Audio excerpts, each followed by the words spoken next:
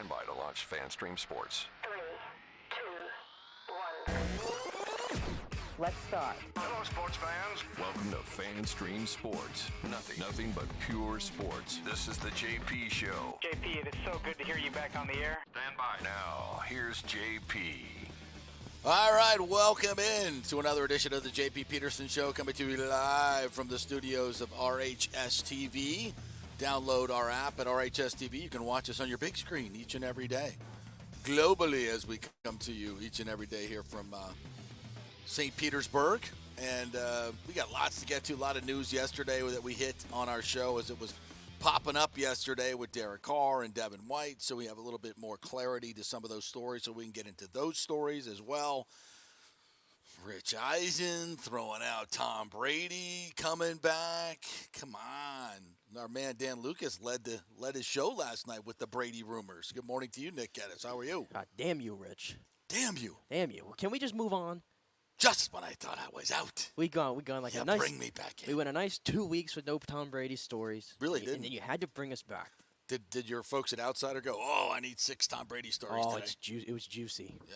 Juicy. But I wasn't on my shift at the time, so I missed out on the party. Yeah, and his Bucks Skull Gang in-house says, who do you think gets the Bucks franchise tag today? Nobody. Most likely. That's the answer. Mm-hmm. Nobody's getting the franchise tag. It can't be Jamel Dean. Jamel Dean is the only likely source. And they could tag him and work out a long-term deal that would make it more cap-friendly, and I wouldn't be opposed to that. So I still think there's a possibility. But that's what, $17 million tag? $18 million. $18 million tag. Woof. Yeah, I don't. That's if the Bucks are trying to pay their bills. Mm-hmm. That doesn't exactly tell me that they're trying to pay their bills if they franchise tag anybody at this stage. Yeah, that would be tough. And if you got to lose Jamel Dean, it's not great, but it's part of the price for what has gone on the last few years in trying to support Brady. And let's. I don't want to dig too deep into the Brady thing, but and we will here in a second. You got some of the audio from Rich Eisen. I mean, everything is interconnected, right? They're supposed to be taking this $35 million charge for Brady this year. If he were to come back, hey, they can spread that out. So it's obviously they can fit him under the cap. They could do that if they want to. It's like, do we want to?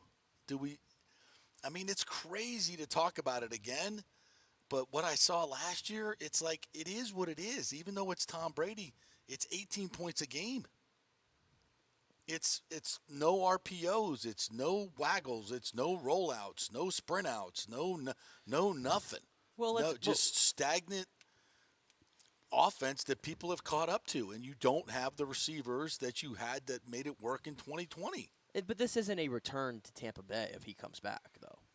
That's not what Rich Eisen said, that it was Miami. Oh, well, okay. Well, he wasn't. Which has always been his.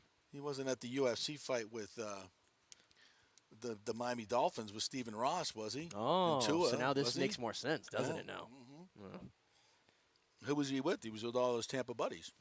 Yeah. Mike Evans, Ryan Griffin, Blaine Gabbert. So, play the Rich Eisen stuff. Let's see what old Rich had to say. I mean, he is kind of plugged in, the whole Rich Eisen dude. He knows he's not going to come on and say something like that unless there's real chatter about it. And we've talked about him going to Miami the whole time. He lives down there now. He doesn't live in Tampa anymore. He moved out the Friday night before the playoff game. So let's hear what old Rich has to say. Number one, I heard from a couple people, and I figured let me make it number one because it involves the GOAT. Number one rumor I heard at the Combine, not in terms of a lot of chatter, but this one just blew my mind. Tom Brady may not be done after all. What? It's a couple people are like, just hang on, just you wait. Wait for and what? I'm like, he's Instagramming out videos of his cat. Ski trips. Yeah. He was at UFC over the weekend. I know. But it doesn't look like he's getting big and fat, does it? No. And that he just let it play out. Let's see who wants what. And the one place that folks are saying keep an eye out for is Miami. Mm-hmm. And if the Dolphins cannot somehow, if they get somehow, some way a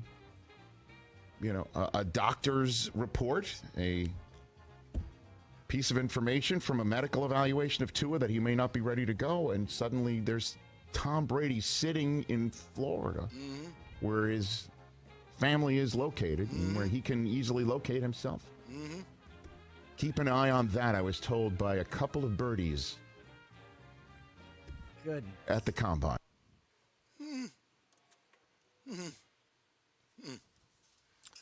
Would he come back to Tampa Bay No. with Dave Canales as the? No. I think OC? that whole ship has sailed. I believe so too. And I also believe that Miami needs quarterback. I don't think Tua is going to be ready, and I don't think Tua is the long-term answer. Simply because he can't stay healthy. Those concussions. That's what we've learned about concussions, and especially somebody who's not that big and necessarily, and gets literally thrown around like a rag doll at times, and that's where his concussions come in. So it's part of it. If he were, with Justin Fields or Jalen Hurts at 235, 40 pounds, those guys don't get thrown around like a rag doll and their heads bouncing off the turf. They don't. They're big, husky guys, and they bring it when they get hit.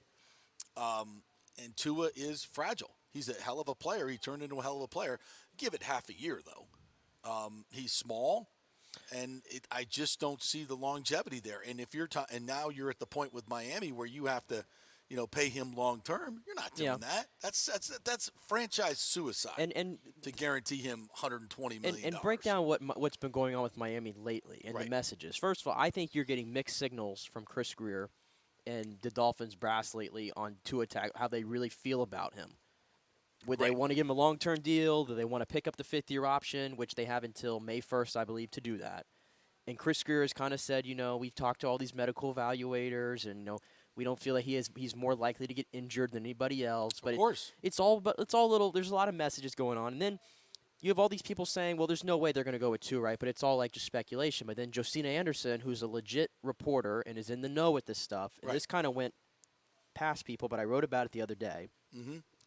Is that she said that she's been told by multiple people in the Dolphins organization that the team will explore all options, of course, at quarterback. Of course. All options. So they're not pigeonholing themselves to Tua Tagovailoa. And as long as Tom Brady is alive and standing, and the fact that he lives down there now, the relationship with Stephen Ross, the flirtation that's been going on with the Dolphins for the last 4 years under the carpet, it's always going to be a possibility. The Dolphins are always going to call. Now, I don't know what the number is on that. I've been so convinced that Brady's done and moved on from this, and then you get this bombshell from Rich Eisen. Can I call it a bombshell? It's a bombshell. I think it's a little bit because it's Rich Eisen. It's Rich Eisen at the Combine. This isn't Joe Schmo reporting this. This is Rich Eisen at the Combine. And that little birdie he talked to wasn't some guy, selling Diet Cokes in Section 314. It's probably somebody who's very much in the know, or he would not have said it on his show. Correct. Rich Eisen's not putting anything out there that's hyperbole, innuendo, all that stuff. Right. Yeah. So, and again, the way he couched it, and think about this. You kind of get the feeling, even with Tua, that, okay, he's not going to be ready, right? So, obviously, Brady is not a long-term plan, but it could be a one-year plan until Tua is better. And if the season is going well, Brady keeps the job, they do what they do, maybe he plays one more year. You're saying Tua as a backup to Brady? In a sense that he's not healthy yet. That's a bit harsh. He needs to sit for a while longer. Not because of his ability. Well, I don't think he's like not ready to go though. It seems like he's like at this point he's healthy, and he's doing he's doing judo right now to try to and do all these other different things he's trying to do. Slammed to the mat. Probably not. No, but I can't see a situation like they used to do like with that. us. Do that. When you're a kid, moms want to get you in the martial arts, get that nice discipline. So I did the judo for a while. I didn't get that. No. Oh yeah, well you got the what do they call it, the kimono or whatever the hell they put you they put you in the robe, and then you grab and they sling you down on the mat and slam you down. Your head pops up. Sure, and sure. Get the kids concussed a little bit, makes them more compliant. Get the kids concussed a little more to make them more compliant. That's the old days. That's kind of how it worked. That's yeah. that statement didn't come from 2023, did it? No, it did not. But they were much more compliant. So, but yeah, I mean, I think Tua could certainly use a rest period. The longer he rests, the better his brain is, and the less chance. That feels like career suicide for Tua. But he's not. It's not like Brady's going to be there for another year. No. That's a tough pill to swallow because from Tua's side, he's going to be saying, "Listen, I'm ready. Look how good we were last year when I was playing." He said that. And now you're going to make me just sit for a year? He said that last year too, and he came back and he got concussed the next game. Did he not? I'm ready. Well, that was I'm ready more, to go back in. and that's on the Dolphins staff for not stepping in. Twice it happened, if I'm not mistaken. Twice. Yes, but you're going to have a whole 10 months since he hadn't played a game. I'm going to think by that time he's all good to go. I think if you're the Miami Dolphins, you're looking for an insurance policy. I think you might even. I don't. If they sign Brady, they won't draft a quarterback, but they may in the later rounds. The mere fact that this is a report and that they're exploring all options, that tells you everything you need to know. That they're not sold on Tua. They don't think that they can win with him. They don't think they can win a Super Bowl with him. They can win with him. And they don't think they can win a Super Bowl with him. Right. And I don't think Brady's coming back to Tampa. I don't believe that. No, I think that's way gone. But the Bucs haven't signed a veteran quarterback yet. Because they can't. Well, I mean, they could have signed Derek Carr. But there are reasons why they did not. Well, but they could have, just like the Saints did. The Bucs could have, but they did not. Again, look at what people do, not what they say. Could Brady come back? He could. They could fit him under the cap. They have not moved on yet. They haven't drafted a quarterback. They haven't done any of that. I'm just saying it's a possibility. It's not completely off the table. He's still hanging out with Buccaneer players. He still hangs out with Patriots players. He was hanging out with Patriots players when he came to the Bucs. Well, I don't think he's going back to New England, but he might. Who knows? I'm just saying it's not like the door is closed here. That's all I'm saying. I mean, I'll put like a 2%. I'll throw a little 2% dart at it. I don't believe he is, but again, there's always a chance. There's always a chance because until the Bucs move on fiscally or draft the quarterback and make it impossible for him to come back, I'm not closing the door. Well, but again, and I think Brady would feel like, and I think the more we know about the whole Byron Leftwich situation, I think that Brady would feel like it's different. There's going to be something different. That's good. Ryan Jensen is back. That's good. And you think he wants to play for Todd Bowles again? No. We had this discussion already. Before he retired, we were putting that question out there. No. And the question was no. You go off the Darlington report where he felt that it was going to be better under Bowles. There was going to be more accountability. And there was none. It was not. And that agitated him. Mm-hmm. No, I don't. Like I said, I don't see it. I don't think it's going to happen. I'm just saying it's still possible. That's all I'm saying. We've gone over this. Okay, so moving on. Devin White. Devin White yesterday put out these, I don't even want to call them cryptic. I mean, these were Instagram messages, a series of 3, that basically said goodbye to Tampa Bay. The last one being next stop with a checkered flag. Everything says that he was out the door. And then within a half hour, he had changed his tune on social media and was like, no, we're going to have a big year. It's, I was just kind of celebrating how fast my first 4 years went. No, you didn't. Come on. I'm not buying any of that. And we speculated yesterday that he was possibly trade bait. And they had told him that. And the reason that he would be trade bait is because they couldn't come to an agreement. As we mentioned yesterday, there's no way the Bucs are paying him Roquan Smith money. They're not doing it. Or nor should they do that.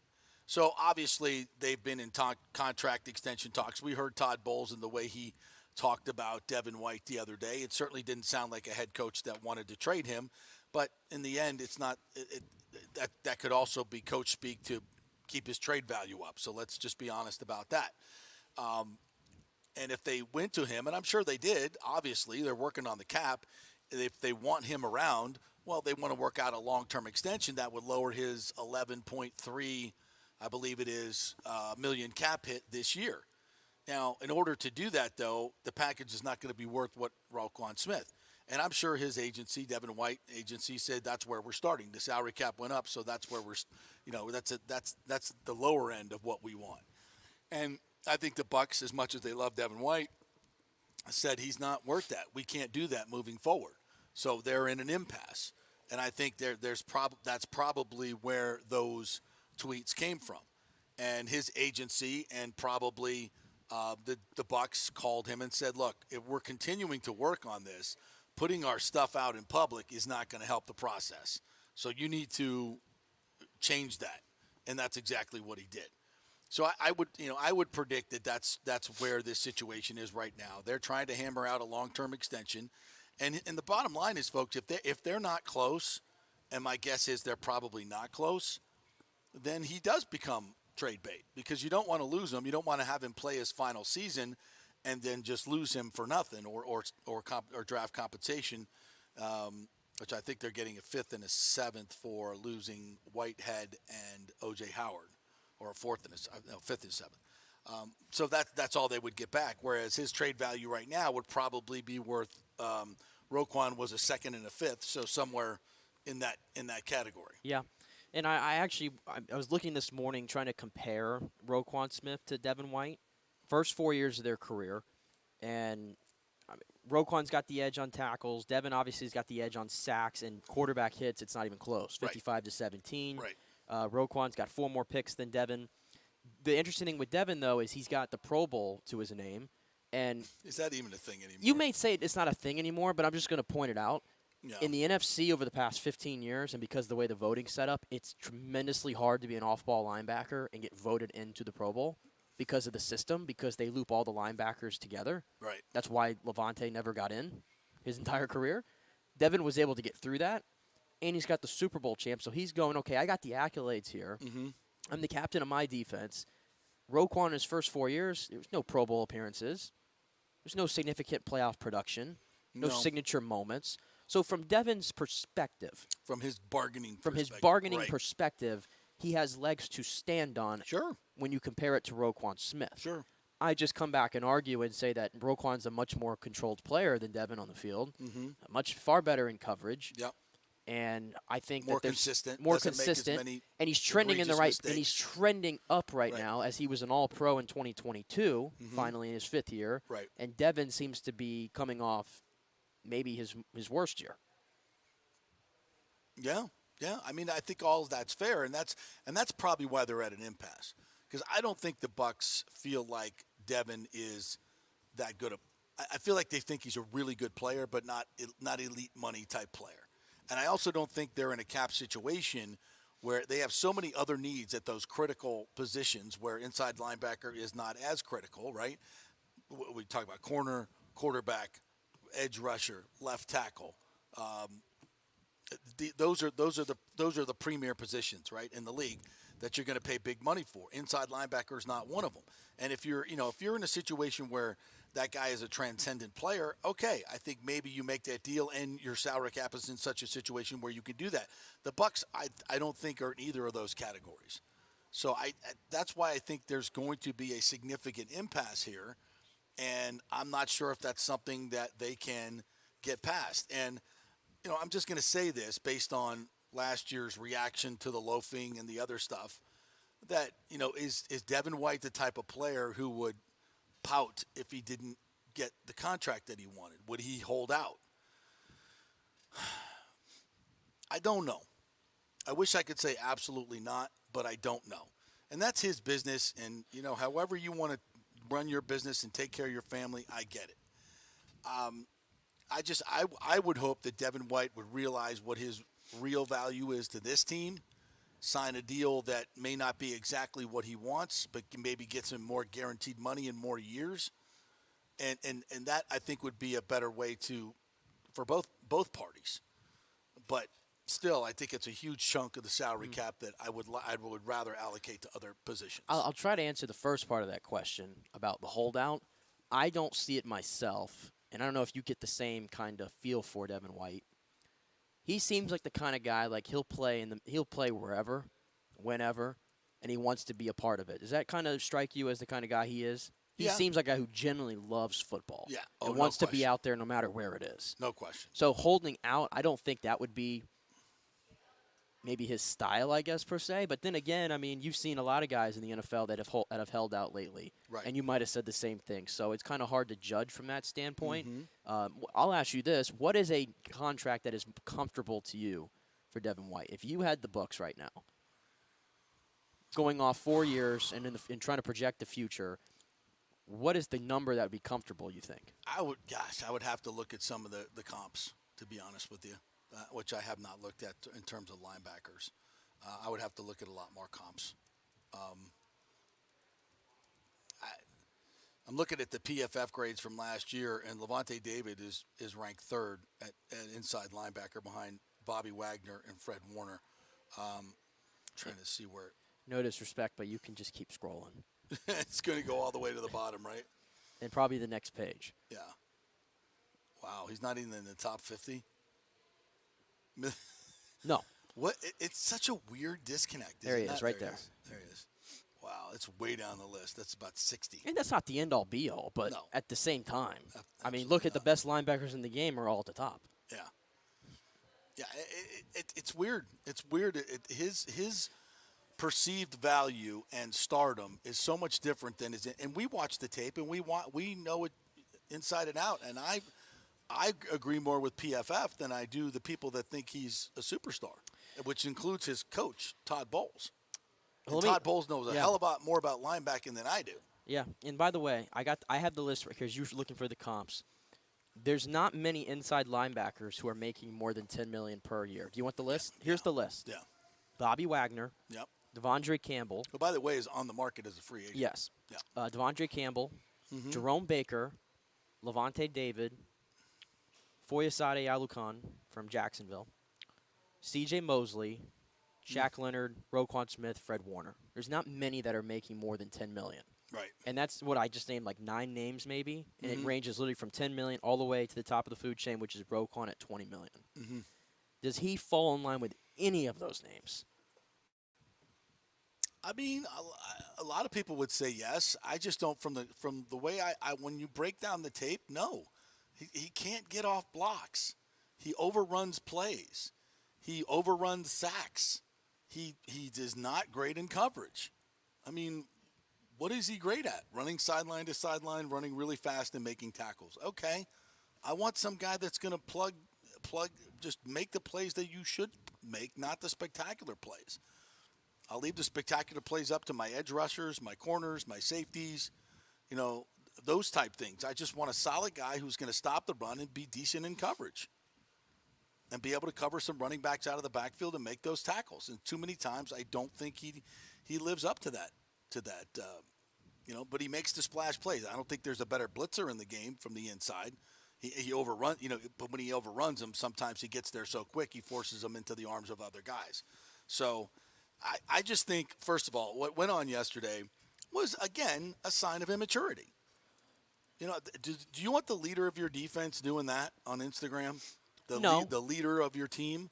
No. That's real immature. No, it's the same. It's the same super way. Immature. It's the same way how I don't care for the players that, scrub their team off the social media. No, it's so unprofessional. And even if it means in the grand scheme of things, they're not meaning anything by it, but you're still putting it out there and creating just false drama. Just because we find out that the Bucs have no intentions of trading him. Okay, sure. If you get to an impasse and he won't sign and you won't trade him, that's negligence on your part, Jason Light.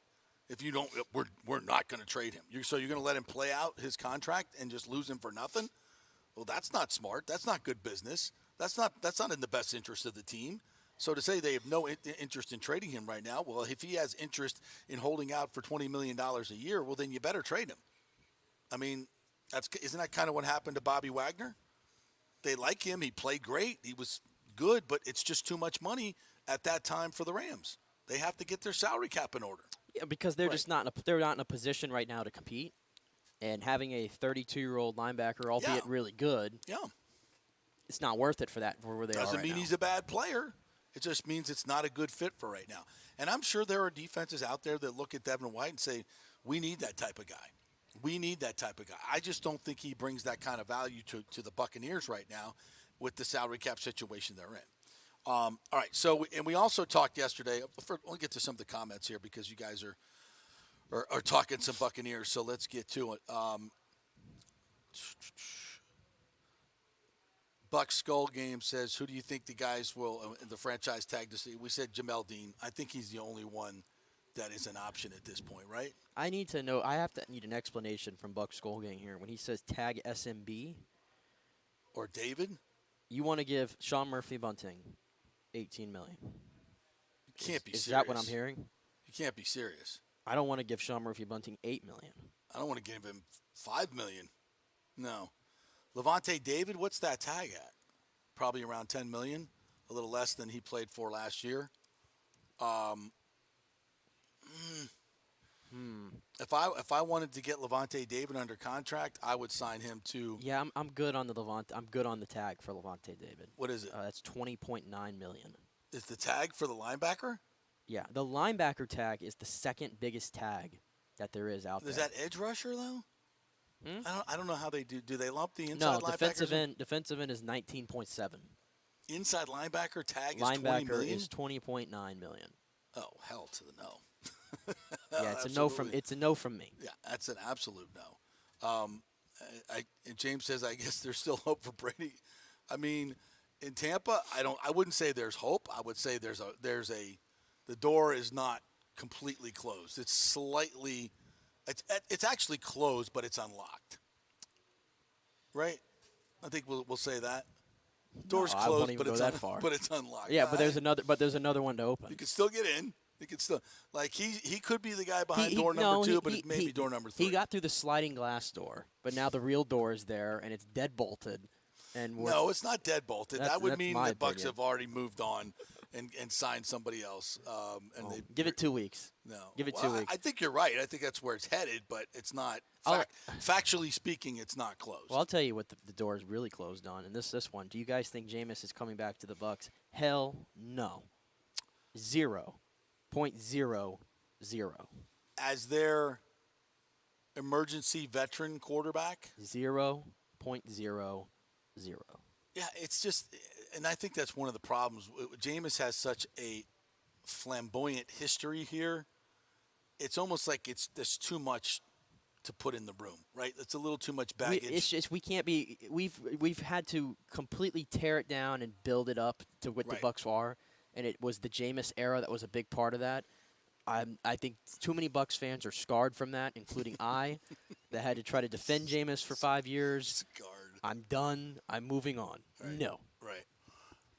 And I just think, Jameis, and I love Jameis. I love his story. I've always been a big supporter of him. I think he's completely misunderstood on so many levels. But now he's damaged goods. The knee, the back, everything else. I was hoping that he would get that opportunity to be healthy, but I don't know. He definitely could be that Geno Smith type of reclamation guy down the road. I just don't think it's here. Because you imagine Trask, Jameis, and, say a drafted quarterback in that room. Jameis is always going to be the alpha. Even if you want to be the alpha, he'll be the loudest alpha, right?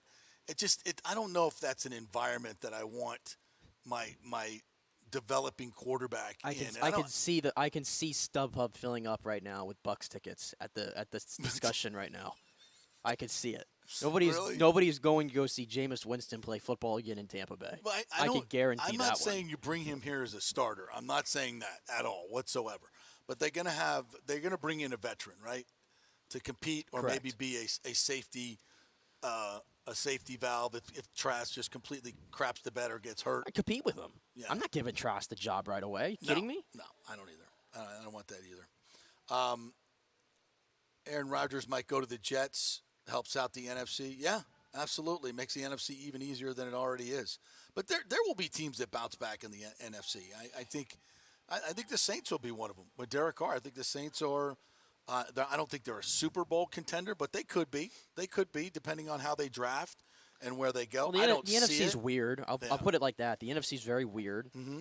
And Philadelphia is going to lose some guys.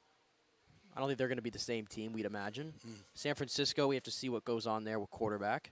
And then after that, I think it's a crapshoot. Yeah, I agree. Buck Skull Game says rumors now that AR-15 might not be number one pick. Yeah, there's a lot of people talking about it. I mean, I heard Louis Riddick yesterday talk about him like he was the second coming of Trevor Lawrence, to be quite honest. It's like suddenly he is a can't-miss prospect. Generational. And I also heard Dan Orlovsky talking about his accuracy. He said, if he completed just two more passes a game, that 54% would go to 60%.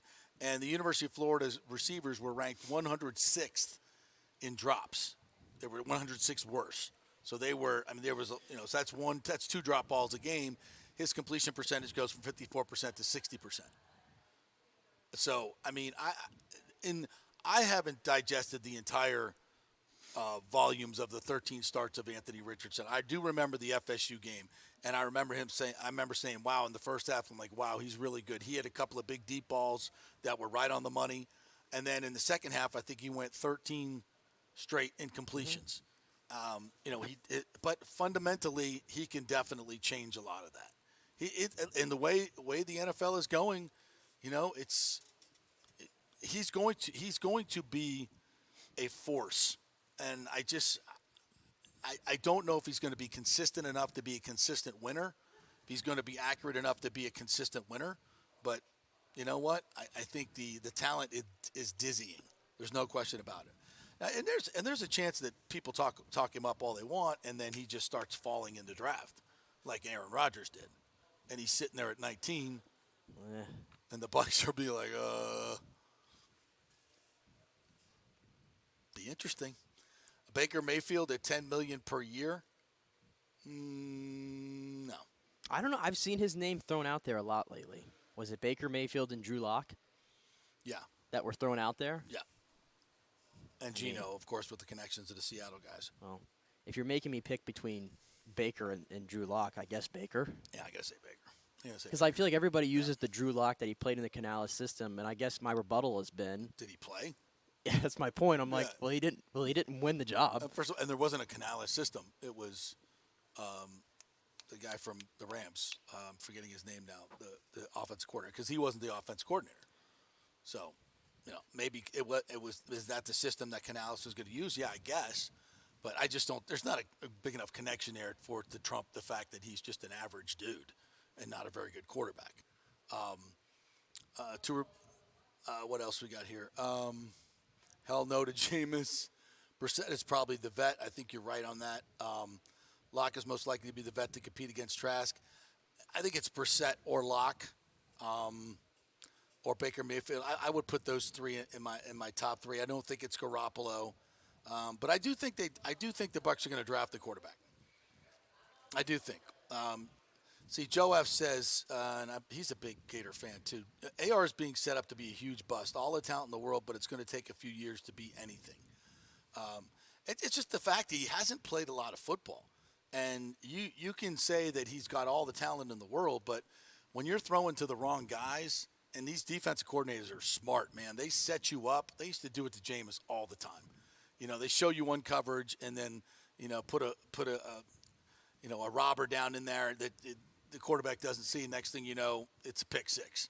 And that's the problem with these young quarterbacks that haven't played a lot of football and are generally inaccurate. And that's what you see from AR-15. Are we allowed to say that, AR-15? All right, well, let's chat to our good friend Scott Reynolds, who joins us now from the Pewter Report, fresh off his trip to Indianapolis and the Combine. What's up, my friend? How are you? Doing good, guys. How are you? Excellent. I heard it was a little windy and cold up there in Indianapolis. It was, yeah. It was. It didn't snow, so that's the good thing. but it still was a little chilly. A little awful, for sure. Yeah. But you were indoors watching the Underwear Olympics. Did you stick around for the Anthony Richardson show? Yeah, I was there. I asked if he had met with the Buccaneers, and he had. And I don't know if that means a whole bunch. I don't think he's going to be there. at number 15 by any means. I should say number 19. I think he's going to be gone in the top 15 picks, probably in the top 10. Where do you think he's going? It's going to be hard for him to get past that 7, 8, 9, right? Because you got the Raiders, they need a quarterback. They already got rid of their Carr. And you got the Falcons. He's tailor-made for that offense. Arthur Smith likes to run the ball. Look who he started last year, Marcus Mariota. You only have a third-round draft pick invested in Desmond Ridder. He could be that placeholder guy. And then you've got AR whenever he comes up, then I think that he could be the guy. Then you go ahead and you draft, another backup, and then you probably trade Desmond Ridder and get that third-round pick back at some point in time. Or you keep Desmond Ridder as your backup. But Arthur Blank saw what Michael Vick did to Atlanta, right? Yeah. And that's a great point. So it's possible for a quarterback to just revitalize the team and make the Falcons, that must-watch team like they were under Vick. Then you've got the Panthers, right? They might not wait at number 9 for a quarterback. They might go all in and trade up to get one, but if they can't and AR is there, I mean, again, Cam Newton, right? Cam Newton was the Panthers. Right. And so I think that even though there aren't any ties, like different owner now, right? You've got different owner in Tepper versus Richardson back in the day.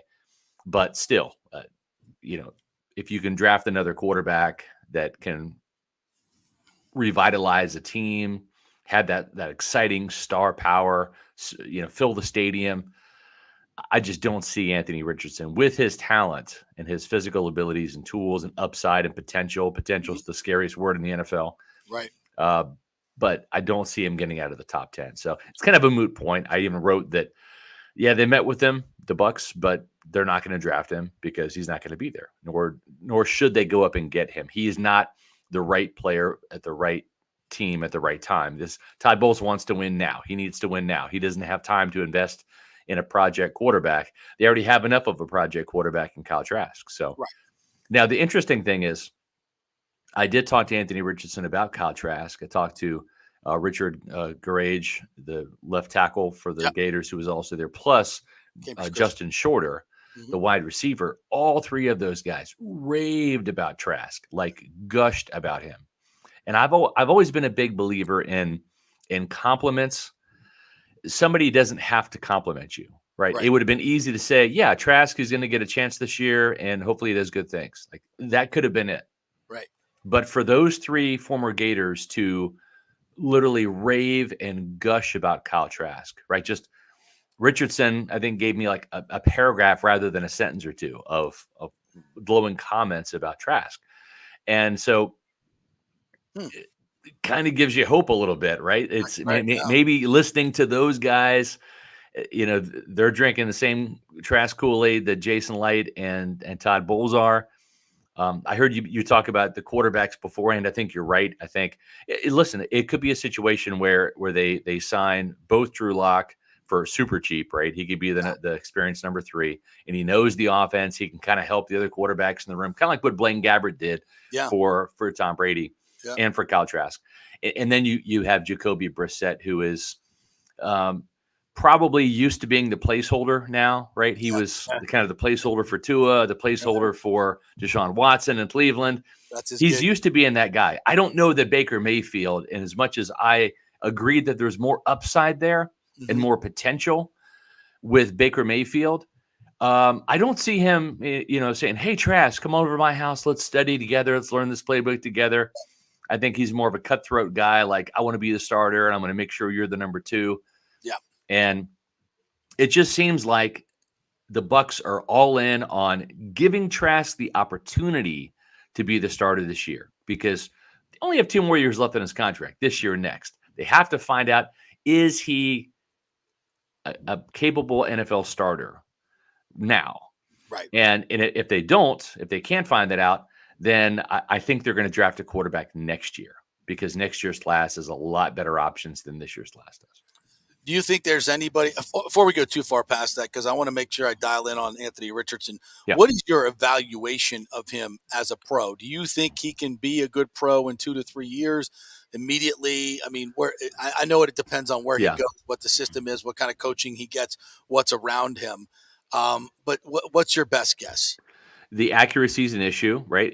There's a lot of fundamental things that have to be corrected from his throwing technique. And he even admitted he was too much of a strong arm passer. He just would chuck it, wouldn't torque the hips, right? When you throw the football, it's not a flick of the wrist. It's not your arm. It's the entire body. It's your feet have to be planted, pointed at your target. There's so many things. It's a golf swing. It is. You can chuck the ball if you're strong, 60 yards, no problem. But can you hit the target? That's the biggest thing. Right. Is that 60-yard pass going to be on the money? And again, hitting receiver in stride for a touchdown, or is it going to hang up in the air and be picked off? Right. So that's a big part of it. The accuracy is an issue. Is it correctable? Potentially, it is. But at the end of the day, he had 1 year as a starter. And talking to some people very familiar with the Florida Gators program, Dan Mullen was always an upperclassman kind of guy, right? He did not like underclassmen. And that's why you had the problems like with Trask, for example, right? And not getting a shot until later when Felipe Franks got hurt, because Felipe Franks was the guy. Emory Jones was the guy, not Anthony Richardson, right? That was a big debate in Gator circles. Yeah. Is, hey, AR is way more talented than Emory Jones. Well, he was an underclassman. Yep. And there's a reason why Dan Mullins is no longer at Florida. He made a lot of bad decisions when it came to personnel. Right. So what I heard was AR did not get a lot of coaching. The coaching was more reserved for the starter and the upperclassmen. And so he's a really raw prospect. That's not his fault. Mm-hmm. He seems to want to be great. It's one thing to talk it. It's another thing to walk it, right? Right. But I don't get the sense this guy's Jamarcus Russell. I think this guy does want to be great. I think he knows his potential. He's excited about it. But you know what? Like every quarterback, guys, it's going to have to, are you going to the right team at the right time? Right. Right. Exactly. That's the big thing. Patrick Mahomes is Patrick Mahomes. But what were to happen if he were to get thrown into the fire instead of having to sit on the bench behind Alex Smith for a year? Right. We don't know. There's all sorts of situations. There have been plenty of great quarterbacks.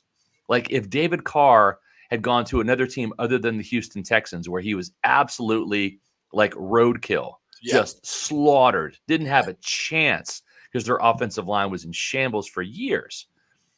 Could he have been a much better quarterback if he didn't have the absolute crap scared out of him on a regular basis? Yeah. Probably. He has the physical. He was the number one pick overall for a reason, right? So with quarterbacks, it's do you go to the right team at the right time? That fit is so important for their development. So you don't see the Bucs drafting a quarterback in the high rounds? You don't see Hendon Hooker? You don't see anybody fall into them? Again, the problem, they interviewed 3 guys that we know of. We didn't even ask C.J. Stroud and Bryce Young. They might have done formals on them. Just sometimes these interviews are actually useful in the file when these guys become free agents down the road, or if you're interested in trading for somebody, right? Then it's not, well, we got to go back and look at the tape and say, yeah, we actually talked to this guy at the combine. This is what he said, and this was the interview. Let's bring up the interview. Let's look at his body language, etc.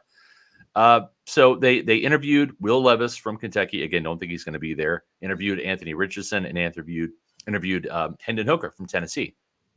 Problem with Hendon Hooker is the timing, right? It's right team, right time. And with Hendon Hooker, he suffered that ACL injury late against South Carolina, and he is not going to be medically cleared until the start of the season. Okay, well, that's great, but the Bucs would love a quarterback to come in and compete with Kyle Trask right away. That means OTAs, that means minicamp, that means training camp. Right. So this guy's not going to be cleared to begin practice until training camp and the preseason are over.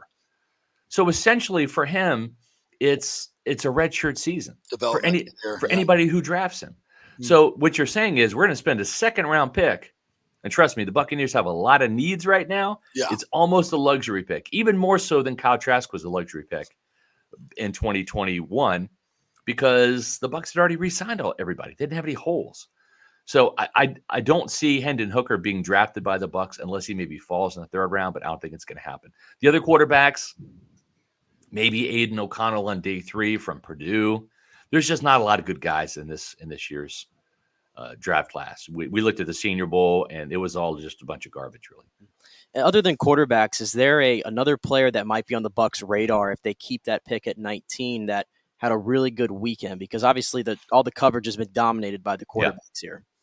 Yeah, I mean, we have our mock draft coming out today, our third version, which is after the combine, and we're going with Alabama's Brian Branch, the safety. He may not even be there, but I think the fact he ran like a 4.57 when he was expected to be a little faster probably helps. You know, he's not an elite athlete, but that's okay. He's still a damn good football player. He was a literal one-man gang against my Kansas State Wildcats in the Cotton Bowl. I have seen defensive linemen just be game wreckers and destroy games. I have seen linebackers just, Derek Brooks just be a game wrecker. Even Levante David's just taken over games before. It's rare to see a safety take over a game, right? But this guy had 12 tackles, including 11 solo, 1 sack and 1 interception against Kansas State, and just destroyed everything that we did or tried to do. And if you look at his film, in 3 years as a starter, he missed 4 tackles. 4. Okay, that is an obscene, unheard of number. Missing 4 in 1 year, that's still really, really, really good for a defensive back or a linebacker. To miss 4 in your entire career is nuts. Can he catch a football? He can catch the football. He's got 3 interceptions. And here's the thing. He played mostly in the slot. So essentially he's your slot corner. The one thing Todd Bowles said, and we kind of broke the story, was Winfield is going to be playing more free safety. He's going to be playing more center field, which I'm all in favor of. Go back and think about that time where he mossed Michael Pittman Jr. right down the seam, way downfield. That's where you want Winfield is playing center field, using his instincts, his ball hawking ability to pick off passes. He only had 1 interception last year because he played in the slot so much. Mm-hmm. So, and also too, he got a little banged up. I think keeping him at free safety is going to result in more interceptions and better coverage overall. And Brian Branch is a perfect slot corner. He's in terms of instincts, Rondé Barber-esque. Mm-hmm. Didn't have a bunch of interceptions because he didn't get challenged a whole bunch in terms of getting thrown at. Yeah. So I think that he's a natural fit to come in, and he can play safety too. He can play in the box as a strong safety, play deep as free safety, but he's exactly what Todd Bowles wanted from Antoine Winfield this year, but didn't quite get. I think Winfield's better off at safety than he is in the nickel. Scott Reynolds joining us here from the Pew Report. What do you make of the Devin White shenanigans yesterday? I mean, it was pretty clear to me, and he was saying goodbye to the Buccaneers yesterday. I don't think that's the case. I kind of didn't with the first 3 posts, not the after the organization and his agent called him to say take that crap down or do some damage control. I mean, the first 3 posts were like. And to me, it's either they're trying to get a contract done and they're not even close. I think that's what it is. I think it was a little bit of a probe, a little bit of a salvo of, hey, let's get this contract done. And honestly, it might make sense for the Buccaneers to get it done for a couple reasons. Number one, paying him now before his quote unquote contract year might result in a cheaper payday. If White can be sensible about things. And what I mean by sensible is $20 million a year. Roquan Smith got that, and he's the highest paid linebacker in the NFL. Devin White, if he has a blow-up Pro Bowl year, will be a $25 million per year player. Come on. Yes, he will. I'm telling you right now. Scott, if you the look Bucs, at the same film I'm looking at. Yes. And you're going to sit there and tell me you're going to pay an inside linebacker. I'm not, but I'm telling you the Buccaneers are. And another NFL team would in a heartbeat. He is going to get $20 million in Tampa or somewhere else. It's guaranteed. I've talked to too many NFL insiders from other teams that don't have the bias pro or for, or I should say pro or against Devin White. that just look at him objectively and say, yeah, Devin White, if Roquan Smith's going to, and Roquan Smith's a better linebacker, in my opinion. But you look at the upside, the potential, the athleticism that Devin White has, the flashes, if he can put it all together and grow up mentally. Yeah, come on. We're in year 5. I know. But I love Devin. Yep. I think he can make splash plays, but he can't get off blocks. He overruns plays. Struggles. He overruns sacks that he should have, but chases them into the hands of other people. Well, he got better last year only because Todd Bowles put an end to that. He used him more on delay blitzes, which it was a fantastic adjustment. Really greatly helped him. Really good. Because and he's not great in coverage. Yeah, and here's the crazy thing. Devin White covered receivers and tight ends in training camp in the preseason like a blanket, and I think he reverted back to some bad habits. But he made so many good strides. I remember just watching him when the Dolphins came to practice, and then we went to Tennessee, watched the joint practices there, and I don't think he allowed a single pass.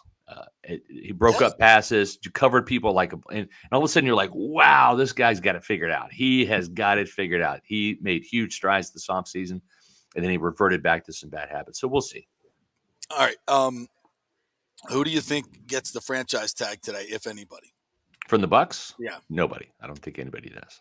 They're not in position to lock up 14 million, whatever it is, for Jamel Dean. They're not in position to have a static number like that.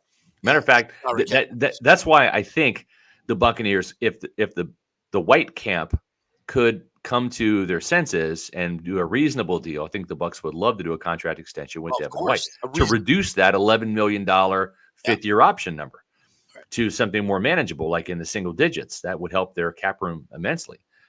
But again, does Devin White want to be reasonable and say, okay, yeah, I'll do a contract extension for around 20 because he hasn't earned the 25 million yet, right? No. That's what the team would say. It's like we'll put you up there at 20, but we're not going to give you a penny more than that. And Devin White might say, all right, well, we'll see how I play this year, and then we'll talk about it this time next year. And by not franchising tag, like giving it to Jamel Dean, does that like take them out of the Jamel Dean sweepstakes necessarily? Or do you think they would still have interest in trying to at least see what they can get there with him? Yeah, I think they'd have some interest in trying it. Remember last year, they did not use the franchise tag in Carlton Davis. And, everybody thought, wow, maybe Davis is gone. And then he ended up coming, agreeing back the terms with the team. So, sometimes, there's always a free agent or two that everybody, all the experts think is going to blow up the market, and it just doesn't happen. They're just, the 3 or 4 teams that are really in the need for a marquee corner, they may not like Devin, or I should say, Jamel Dean's tape. Right, he started off hot, kind of fizzled late, got hurt. They might say, no, there's just not enough body of work here to justify paying him that much. All it takes is one team, though. All it takes is one team to get super excited and say, we're going to pay him $15 million, And I don't know if the Buccaneers, certainly right now this year, if they can afford 2 $14 million cornerbacks. This is a draft that is incredibly deep at cornerback. Yeah. Todd Bowles has shown he is fearless when it comes to starting rookies. Go back to 2019. Started Sean Murphy-Bunting, started Jamel Dean. Mike Edwards saw the field as a rookie, started Antoine Winfield Jr. right out of the gate in 2020.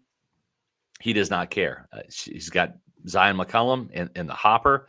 If this guy comes around and learns how to tackle, and he's got the physical tools and the athleticism to at least be a competent corner. So he's got one in the hopper opposite Carlton Davis, but they're going to draft a corner or two this year. They need to, just for depth. You got anybody else that you saw at the combine that floats your boat in the edge rusher field? Because obviously that's a huge need for the Buccaneers, I think, this year. It's a huge need for a couple of reasons. Number one is not just the fact that Anthony Nelson is a free agent and Carl Nassib is a free agent and Jannard Avery is a free agent. I think one of those guys comes back, and my guess it might be Carl Nassib, because probably get him for a 1-year league minimum deal. He's, I want to say 30 or 31 now, so time's not on his side. Yeah. So And you know what? I like Carl. He plays hard. He brings a lot of juice. He's honestly one of my favorite players. I loved him when he was here in Tampa the first time. I was super excited to see him back. When you put Carl in the game, you're going to get quality minutes. He's going to go just, like a wrecking ball through the defense. He's not the most talented guy in the field, but he will give you all of his effort, and he's strong against the run. There's a lot to like about NASA coming back on a one-year deal. But they do need a couple of other guys to flesh out that depth chart. And in case JTS just doesn't have the light bulb come on, right, and can't close the deal on some of those sacks. And just in case Shaq Barrett at age 30 doesn't recover fully from that Achilles tendon injury and is a shell of his former self. Remember, Shaq is, 6'1", 250. And where he wins is with get off, right? He times the snap. Yep. He's not a big guy. He's not an overly fast guy. He was an undrafted free agent out of Colorado State. So I'm a little concerned, right, when you talk about, well, his superhero power is get off, but right. Is that Achilles going to let him return to his get off that he had? Right. That's a big question because you're paying him $18 million, right? So to answer your question, these are the players they interviewed with formal interviews. That means Jason Light and Todd Bowles were sitting in on it, not just area scouts and position coaches. Nolan Smith from Georgia, Felix Anudike-Uzama from Kansas State, Will McDonald from Iowa State, Derek Hall from Auburn, Isaiah McGuire from Missouri, and Yaya Diaby from Louisville. So Georgia's Nolan Smith is the potential first rounder. Felix Anudike-Uzama, Will McDonald, Derek Hall, those are probably second rounders. Isaiah McGuire is a second or third rounder, depending on, beauties in the eye of the beholder. And then Yaya Diaby is probably a little bit more raw, but really athletic. Probably a day 3 guy, 4th or 5th round. So, yeah, the Buccaneers spent a lot of formal interviews on the outside linebacker, edge rusher position. More formal interviews with that group than with any other group. And they also had a bunch of informal interviews. Isaiah Land from Florida A&M, Colby Wooden from Auburn, Ocean Mathis from Nebraska, Robert Beal Jr. from Georgia, Iku Leota from Auburn, Kansas's Lonnie Phelps, North Carolina's Noah Taylor, Dylan Horton from TCU, Byron Young from Tennessee, and then DJ Johnson from Oregon. So they interviewed a ton of edge rushers. Wow. I want to say if they're going to grab one, it's going to be on day 2, either in the second or third round. But, yeah, they definitely need one for sure. All right, before you go, best thing you saw at the Combine, on the field or off? Probably that steak at Harry and Izzy's. I knew you were going there. Phenomenal steak, man. Did you go? Let me see. I kind of see you as a New York strip kind of guy. You want a little marbling in it with some flavor. Yeah, I'm a New York strip guy. I'm a ribeye guy. Ribeye. I'll do porterhouse. I'm from Kansas City, man. I mean, when it comes to beef, we don't discriminate. Yeah. The only thing I'm not really a fan of is sirloin. I think it's kind of like, whatever. Not when you're going out. That's a child steak. It is. It's like if I'm going to Chili's, I might get this. No, I'm not even going to get the sirloin because it's going to be bad. But yeah, I just. Yeah, I mean, give me some hamburger at that point, bro. Like exactly. Sirloin is for grounding. It is not for steak. Amen. From your mouth to God's ears, exactly. So so check out our mock draft. It's going to be done probably in the next hour or two. We'll have that on PeterReport.com. Do you want me just to give you a sneak preview? Can I just tell you who we're going to go with? Oh, is that what you want? Okay. Yeah. All right. First round, Alabama safety / nickel corner, Brian Branch. Yeah. Second round, Iowa tight end Sam Laporta. This guy is not Travis Kelce or George Kittle, but think about those guys when you're watching film on Laporta. He ran a 4.56 at 245 pounds. He's a mover at the tight end position. Okay. Round 3, not being biased, Julius Brents from Kansas State, the cornerback. He is a Todd Bowles corner, 6'3", 195 pounds, longest wingspan in that's big combine history at the cornerback position. He had 4 interceptions last year, had some real battles with Quentin Johnson from TCU in 2 games. He had an interception, a key interception in the end zone in the Big 12 championship game against Max Duggan. Round 5, we are going to go with Yaya Diaby from Louisville. He showed up at the Senior Bowl, at 9 sacks last year. 2 pass breakups, 2 forced fumbles. He's an up and comer, big time athlete. Ran a 4.56 at 6'3", 263 pounds.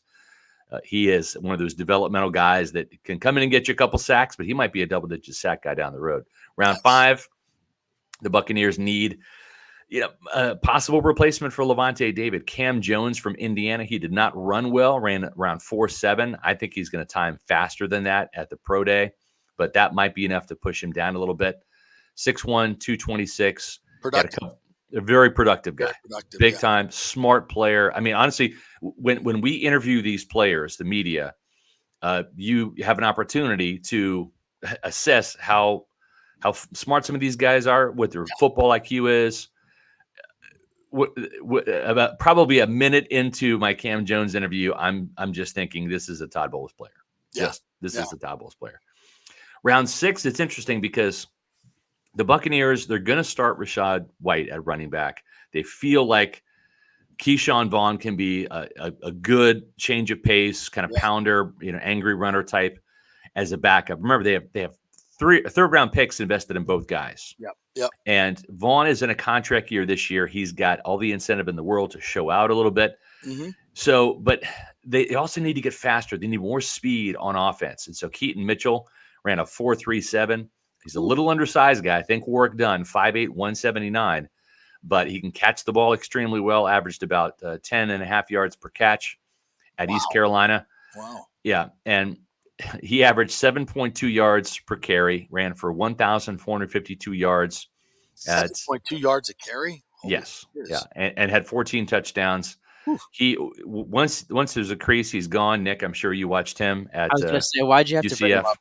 I'm having that awful, that October game is like rolling in my head again. Yeah, it wasn't just Ty J. Spears that got UCF. It was also Keaton Mitchell for sure.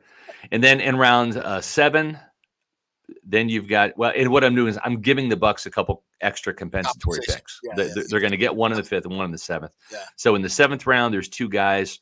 Oregon offensive tackle / guard TJ Bass, who could come in and kind of be that swing tackle that you're going to miss with Josh Wells being out with that knee injury. And then in round 7, give Kyle Trask another weapon, man, somebody he knows and can throw to. Florida wide receiver Justin Shorter. There's nothing short about him, 6'4", 229. Yeah.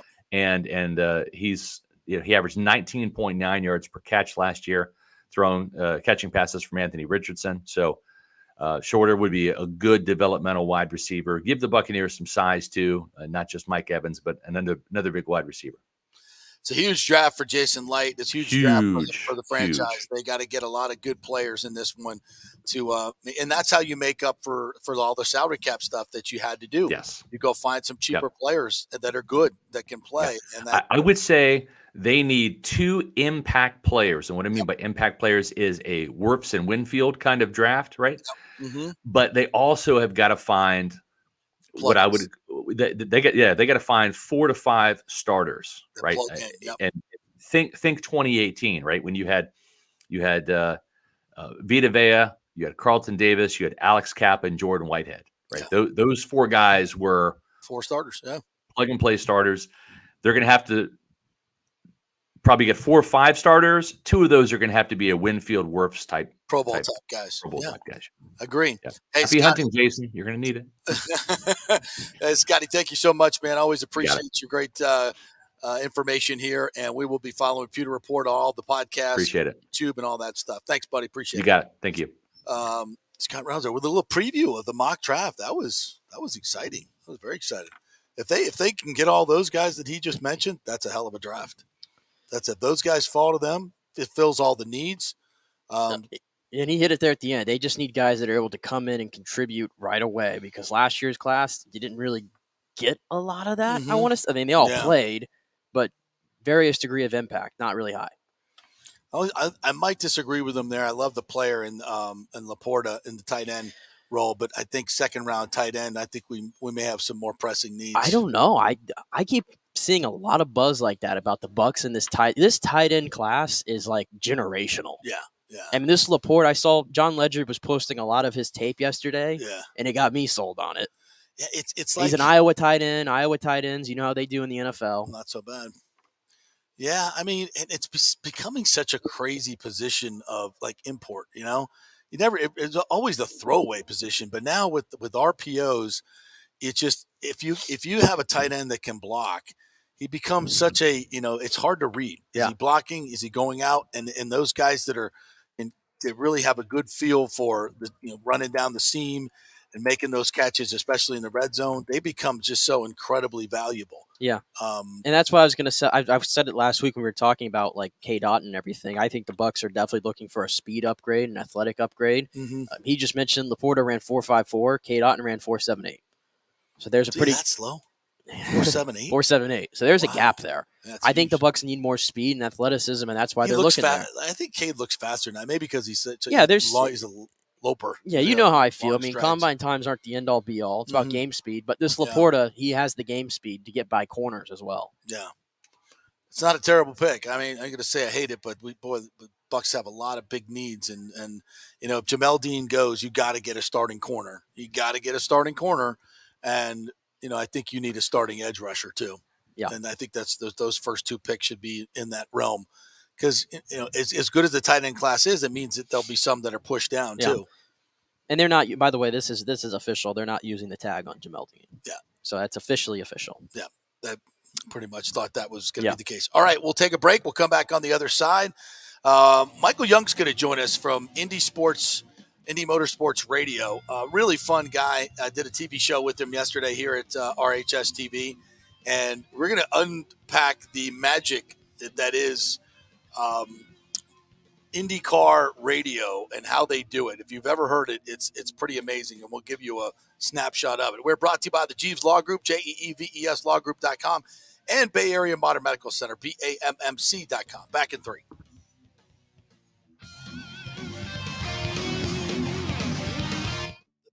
Tour's Valspar Championship returns this March 16th to the 19th with 4 days of golf action plus a host of fun activities that make it Tampa Bay's hottest spring sports ticket. Sam Burns, who won in a thrilling playoff last year, is looking to make it 3 wins in a row on the Copperhead course at Innisbrook Resort. He will be challenged by a top field that includes Jordan Spieth, returning for the first time in 5 years. The 2015 Valspar champ counts 13 PGA Tour victories, including 3 majors in his career. It will be a great field and great fun. Tickets are on sale now at ValsparChampionship.com for all tournament days, both grounds tickets and premium ticket options. You don't want to miss the 2023 Valspar Championship. Hey guys, are you experiencing those feelings of getting older, lower sex drive, fatigue, hot flashes, moodiness, or you just don't feel like you had the vitality you once had?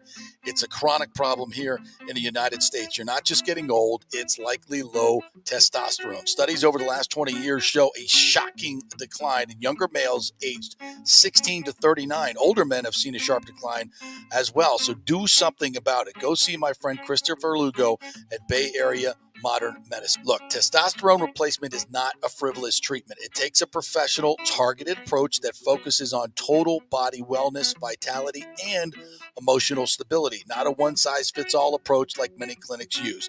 They will monitor your blood work and adjust your treatment as needed for optimal results. Folks, I've been on testosterone therapy for over 6 years, and it is a life changer. You will feel and look better than you did 10 years ago. Give them a call at 844-977-3477 or go to BAMMC.com.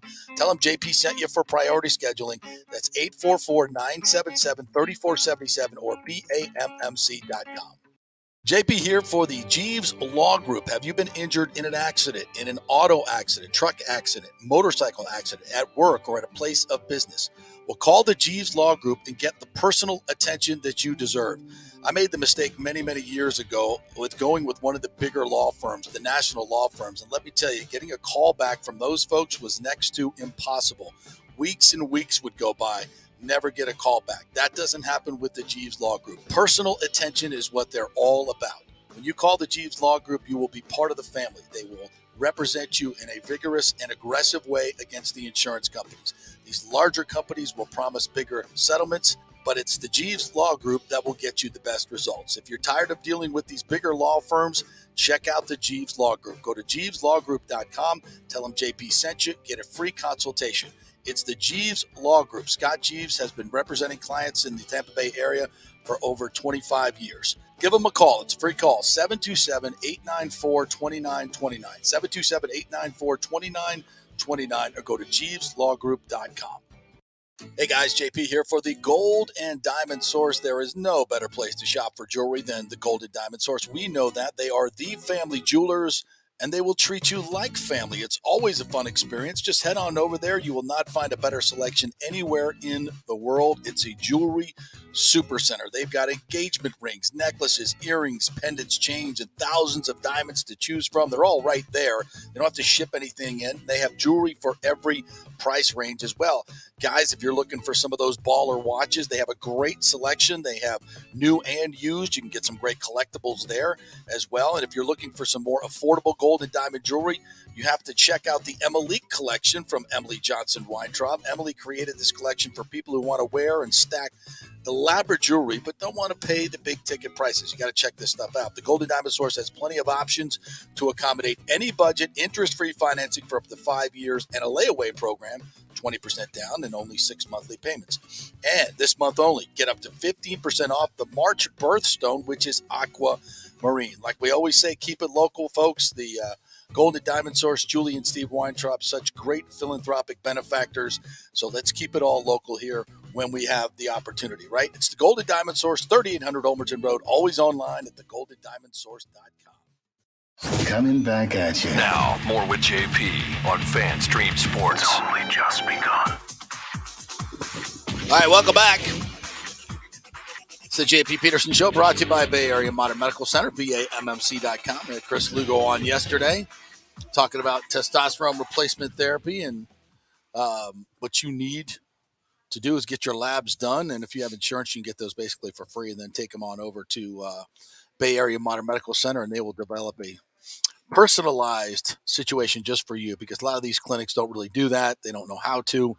But Chris and his team are very experienced at testosterone replacement therapy and the things that you need to go along with it. So it's not a frivolous thing, but it's something that's a game changer for you. So if you've been thinking about it, go with a guy that knows exactly what he's doing, works with the military, and they've really some cutting-edge information there. So hit them up, BAMMC.com. All right, so the Bucs are definitely not tagging Jamel Dean. That is a done deal. USF has officially approved $22 million to design the Bulls on-campus football stadium. Hard to feel like they're going to step back from that type of investment, so this is a go. USF is building an on-campus football stadium. Some of the, they're working with Populous, and some of the renderings I've seen look really cool. I don't think it's going to be bounce house-esque as the UCF plan was. Right. So UC Central Florida, what do you call it now? Citronaut? You could call it whatever you want. Astronaut, Citronaut, what do you call it? I like the Citronauts. Citronaut? The Citronauts. Citronaut Stadium? Go with the Citronauts. Mm-hmm. So, yeah, it'll be much better than that. So, and then Alex Golesh had his first on-field practice, spring practice with his team yesterday. Obviously, they've lost a lot of people. They've lost a lot of people to their most, I think, impactful offensive players are gone, right? Joe Horn went to Colorado. Jimmy Horn and Xavier Weaver went to Colorado to play for Dion. And Brian could have been the USF. Brian Battie goes to Auburn. Mm-hmm. So they got a lot of but they did pick up Naquan Wright from Florida. So they've had a good transfer year, and he should eat in this conference. Yeah, I would think. And to me, the most important thing is you found the quarterback. You found the quarterback. You think? I think I'm already putting him on a pedestal already. Byron Brown. Maybe it's because I saw this guy live. I watched him drag USF back into that game against UCF. I thought he played damn good to win that game. They get the lead and then run the ball into the line 3 times. Yeah. Well, not good coaching necessarily. But I think he's the quarterback of the future. Not even just that game. His debut on the road when he completed he completed 17 in a row or something like that. Yeah, if I recall. Very Jameis-esque. Yeah, I mean, very Jameis-esque. I think you found the guy at USF for quarterback, and that's a good. And you were able to hold on to him as well. So it's not going to be Gary Bohannon? In all respect to Gary, no.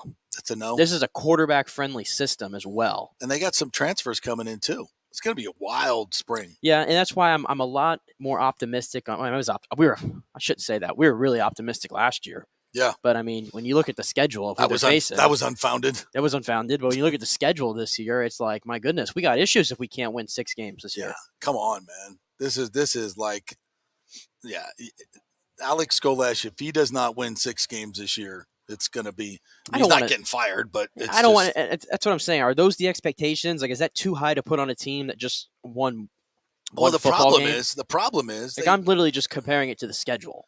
Well, the problem is, they have 6 defensive recruits, the worst defense maybe in the history of college football. They are averaging giving up 514 yards per game and 42 points a game. Mm-hmm. I mean, you can't win football games like that. I don't care what kind of offense you got. Yeah, it's all going to be based on how the defense is. Yeah, how are they going to change if you can't even bring in new players, what are you going to do? And they've got, they still can, there's a transfer window coming up, I believe, after spring ball. So they're going to have to go beat the bushes and find some more defensive players because what they got now is not good and they don't have enough of them. So we'll see what goes on over at USF. But they brought in some guys though from the portal though. Yeah. Some guys who played at big programs. Yeah. They're all good. I mean, if you want to play defense in D1 college football, submit your resume right now to USF Athletic Department. They are taking all comers. True. All comers. All right, we'll take a quick break. When we come back, Michael Young will join us from the Indy Motorsports Racing Network. Really fun guy. We're going to talk, obviously, about IndyCar, the St. Pete Grand Prix, and all that fun stuff, but just racing in general. So stay with us. Quick break.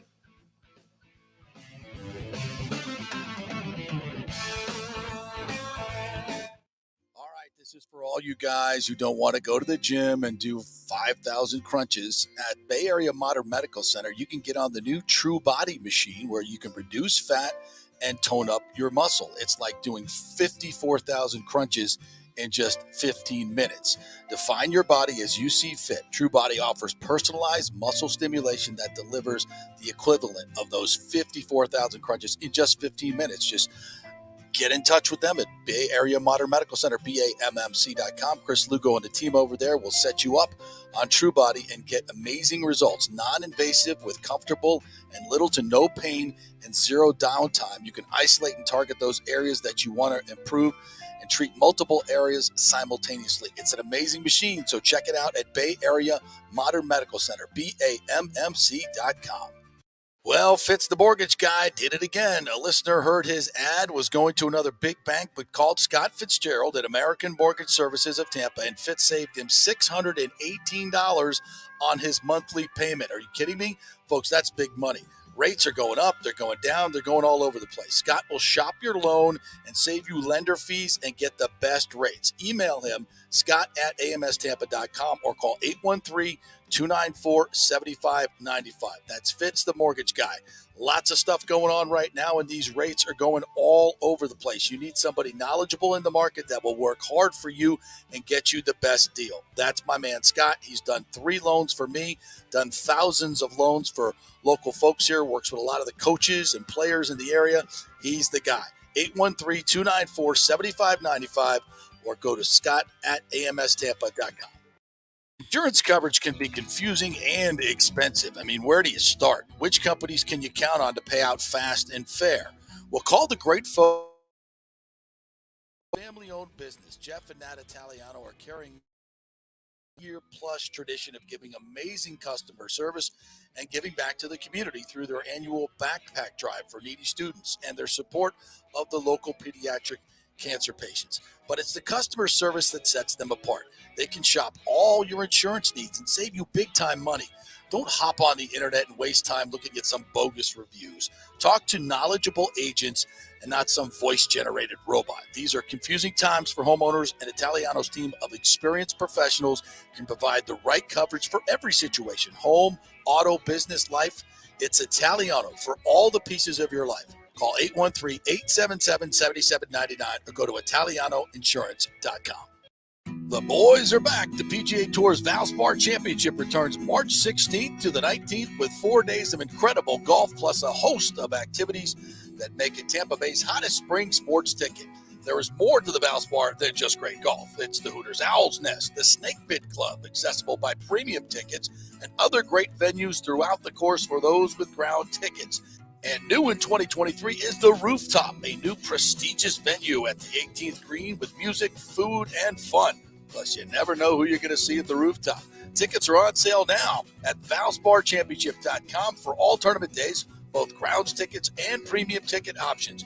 You don't want to miss the 2023 Valspar Championship. Let's go. Right now, back to the show with JP on FanStream Sports. All right, welcome back to the JP Peterson Show, brought to you by the great folks at Italiano Insurance. Get that insurance checkup right now. Save yourself tens or maybe thousands of dollars, hundreds of dollars on your homeowner's insurance. You might save tens of thousands on your homeowner's insurance. Who knows? Here in Florida. But give them a call, 813-877-7799. Tell them JP sent you. They'll do your auto quotes for you, your homeowner's insurance quotes, business insurance quotes. That's a big part of their business. And if you don't have business insurance and you run a company, you got to have it. So give them a call at Italiano Insurance. All right, I want to bring on a gentleman I met yesterday for the first time from IndyCar Motor Racing Network on the radio. Michael Young, who joins us now, was just at the St. Pete Grand Prix having a good old time. What's up, Michael? How are you? I look horrible. Is what I look like. I'm jet lagged. I've been out for days. It looks like. Well, you know what? We should just put up your picture that you showed me yesterday with you and Paul McCartney. With the mullet? That's fantastic. Whoever that dude was with Paul McCartney that day, that guy, how many years ago was that? 1989. So that happened at the Palace at Auburn Hills is where that went down. So it was on his Flowers of the Dirt tour.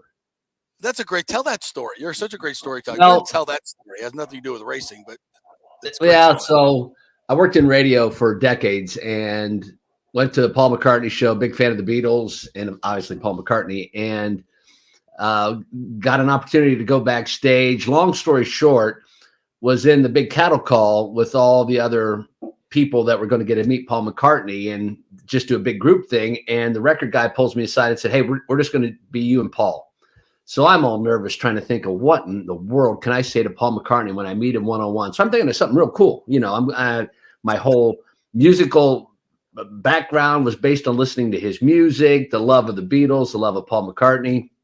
And I was just going to basically say the reason why I am at this point in my career and where I am today was because of you and your music.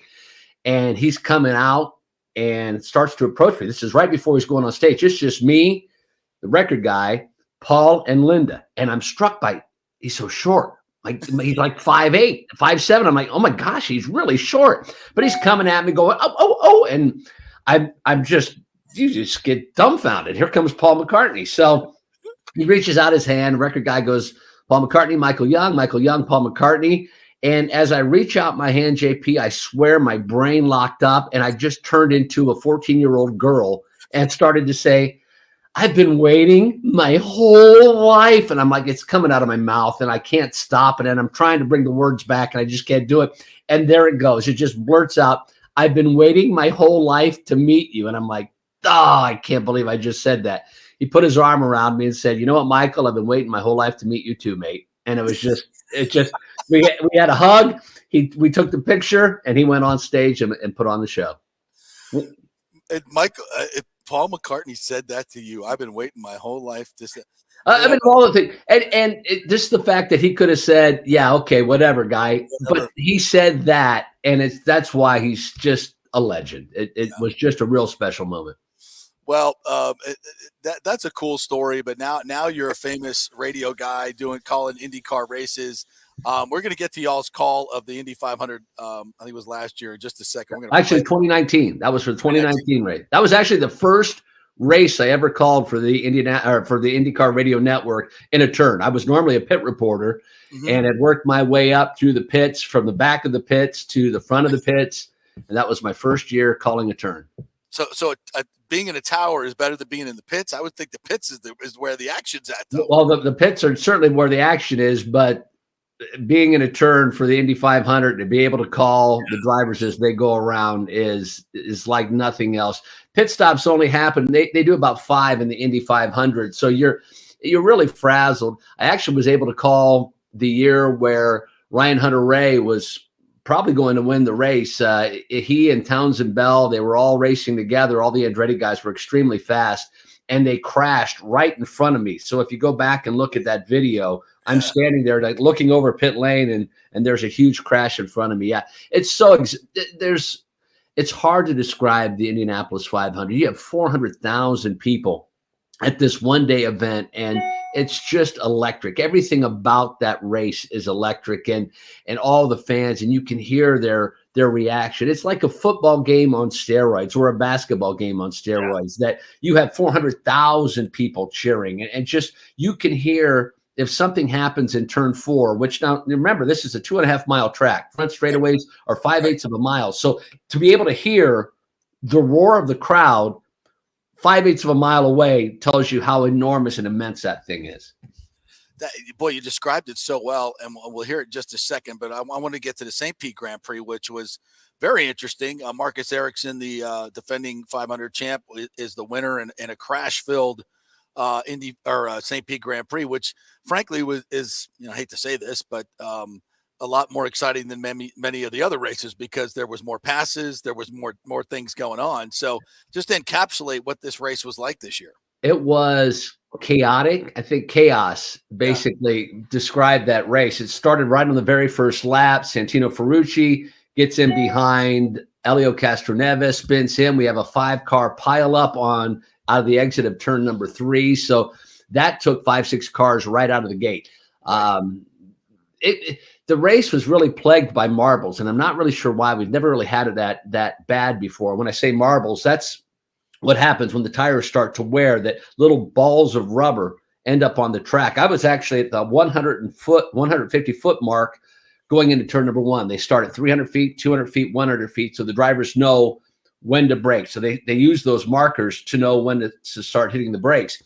And I literally felt like I was at a dirt track on Saturday night. I was getting rubber in my face as they were coming down the front straightaway. Actually, Marcus Ericsson was on my flight yesterday when I came back home, and we talked about it. He said it was insane, the amount of rubber. And as exciting as the race was, the crashes were a byproduct of the rubber, because drivers, if they were ever forced offline, they would get in the rubber, and that basically turns into ice. So if you're driving a car, you really lose control of it. Marcus told me that when he lost 3 car lengths on Padua Ward, who was leading at the time, he had actually got out into the marbles, and it took him an entire lap to take those, to get those wore off. So he was able to get back up to speed. But probably the most exciting moment was Romain Grosjean and Scott McLaughlin when they were battling for the lead. Grosjean comes in. He pits 1 lap earlier. He's on black tires for the final time. He's going to run to the end. McLaughlin comes in 1 lap later. And as they exit pit lane, McLaughlin edges ahead of Romain Grosjean. They are nose to tail, and Grosjean pops out. They go side by side into turn number 4. Grosjean's now in rubber. McLaughlin's tires are cold, and they collide, and they both crash into the tires in turn number 4. Just amazing. Yeah. And then Ericsson goes on to take the checkers and describe that for me, the end of the race there. It was one of the situations. It's just another oddity. So Padua Ward, who had just been kind of laying in the weeds, was quick all day, but never really showed his hand. 5 laps to go, 4 laps to go, they had an issue with the turbocharger where what happens is the air's coming in and there's a little fuel there, and it caused a slight bit of combustion. So when that little bit of combustion happened, it sucked all the air out of the turbocharger. So as he's coming out of the final turn, the car just goes trying to get that air back. It was just a freak thing, a fluke. And that allowed Marcus to get around and going down that front straightaway. And by that time, it was just too tough for Pata with 3 laps to go to be able to get back around him. Yeah, it just strikes me. Michael Young joining us here from the Indy Racing Network. It just strikes me all the technology that goes into this stuff and all the preparation and everything. And it comes down to marbles and a carburetor or air turbo thing that just doesn't work at the wrong moment. And and it's just sometimes it's just being at the right place at the right time, and the Firestone Grand Prix of St. Pete was indeed that. Preparation meets opportunity, right? Correct. And that's what happened. And the vibe of the race, I was down there on Saturday. It's just fantastic. It's unlike anything. I think Firestone just signed on for another 2 years of sponsorship. So by all accounts, this has grown into one of the premier races. Starts the season. You're obviously an IndyCar veteran of this. How has this race kind of grown into becoming one of the better races? Well, I will say this. I started my professional career at the Firestone Grand Prix of St. Petersburg back in 2005. And at that time, it was a big race, but the year prior was when Champ Car ran it, and then came over to IndyCar the year after. And it was big, but it was still growing. It was still in the initial phases. Mayor Baker was in office at the time, and he really pushed to get the race in the town. Green Savvy Promotions did a great job putting the event on. What I think is unique about St. Petersburg, more so than any other market, is that the city embraced the race. Some of the road and street, or some of the street courses we go to, the city doesn't really get behind it because, as you know, it causes all kinds of delays downtown St. Petersburg. You can't get around. It's really a pain in the butt. Yep. But when a city gets behind it and they support it, that makes all the difference in the world. And the city of St. Petersburg has done such a fantastic job getting behind that race, to the point where we're now in that was the 19th year for that race to be under the IndyCar banner. And it was just a fantastic event, to the point where the drivers love it, because most all the drivers live in Indianapolis at one time or another, but they have vacation homes, but they all basically live in Indiana. So to get out of the cold is fantastic. To go to a place that there's so much to do in downtown St. Pete. You have Tampa right there. You have all the beaches, and it's just a great environment with the water and the boats. It just gives you that world-class event feel. And that's what St. Petersburg's always been able to do. Yeah, it's fantastic. Michael Young joining us here from the Indy Racing Network. All right, so we're going to play the 2019, the final two. And I want you guys to pay attention to how many guys you got on this? Is there 5 guys? Your anchor? So there's 5. Yeah, so there's actually 5 play-by-play guys. We have Davey Hamilton, who is our race analyst. He's our racing expert that we use him, that he can kind of explain things. That he's not in a play-by-play mode. So Mark James is our anchor. Nick Yeoman's in turn 1. I'm in turn 2. Jake Query is in turn 3, and the voice of the Indiana Pacers, Chris Denari, is in turn 4. Okay, so watch how they seamlessly go from one to another, and then Michael will come back and explain how they do that. This is so exciting. I think we're going to play the video too. So anyway, just listen to this. It's pure art to me. All of a sudden, Simon Pagenaud with a strong run up at turn number 4 at the start-finish line. Pagenaud is pedaling. He'll jump to the outside. Not close enough. Rossi will hold him off in turn 1. Alexander Rossi will remain on that lead lap here at the 2-car length advantage over Simon Pagenaud. Sato still right there behind Simon Pagenaud. Rossi takes him down to the white line. They'll snake their way down the back straightaway. Absolutely cat and mouse right now. Pagenaud going to pop to the outside.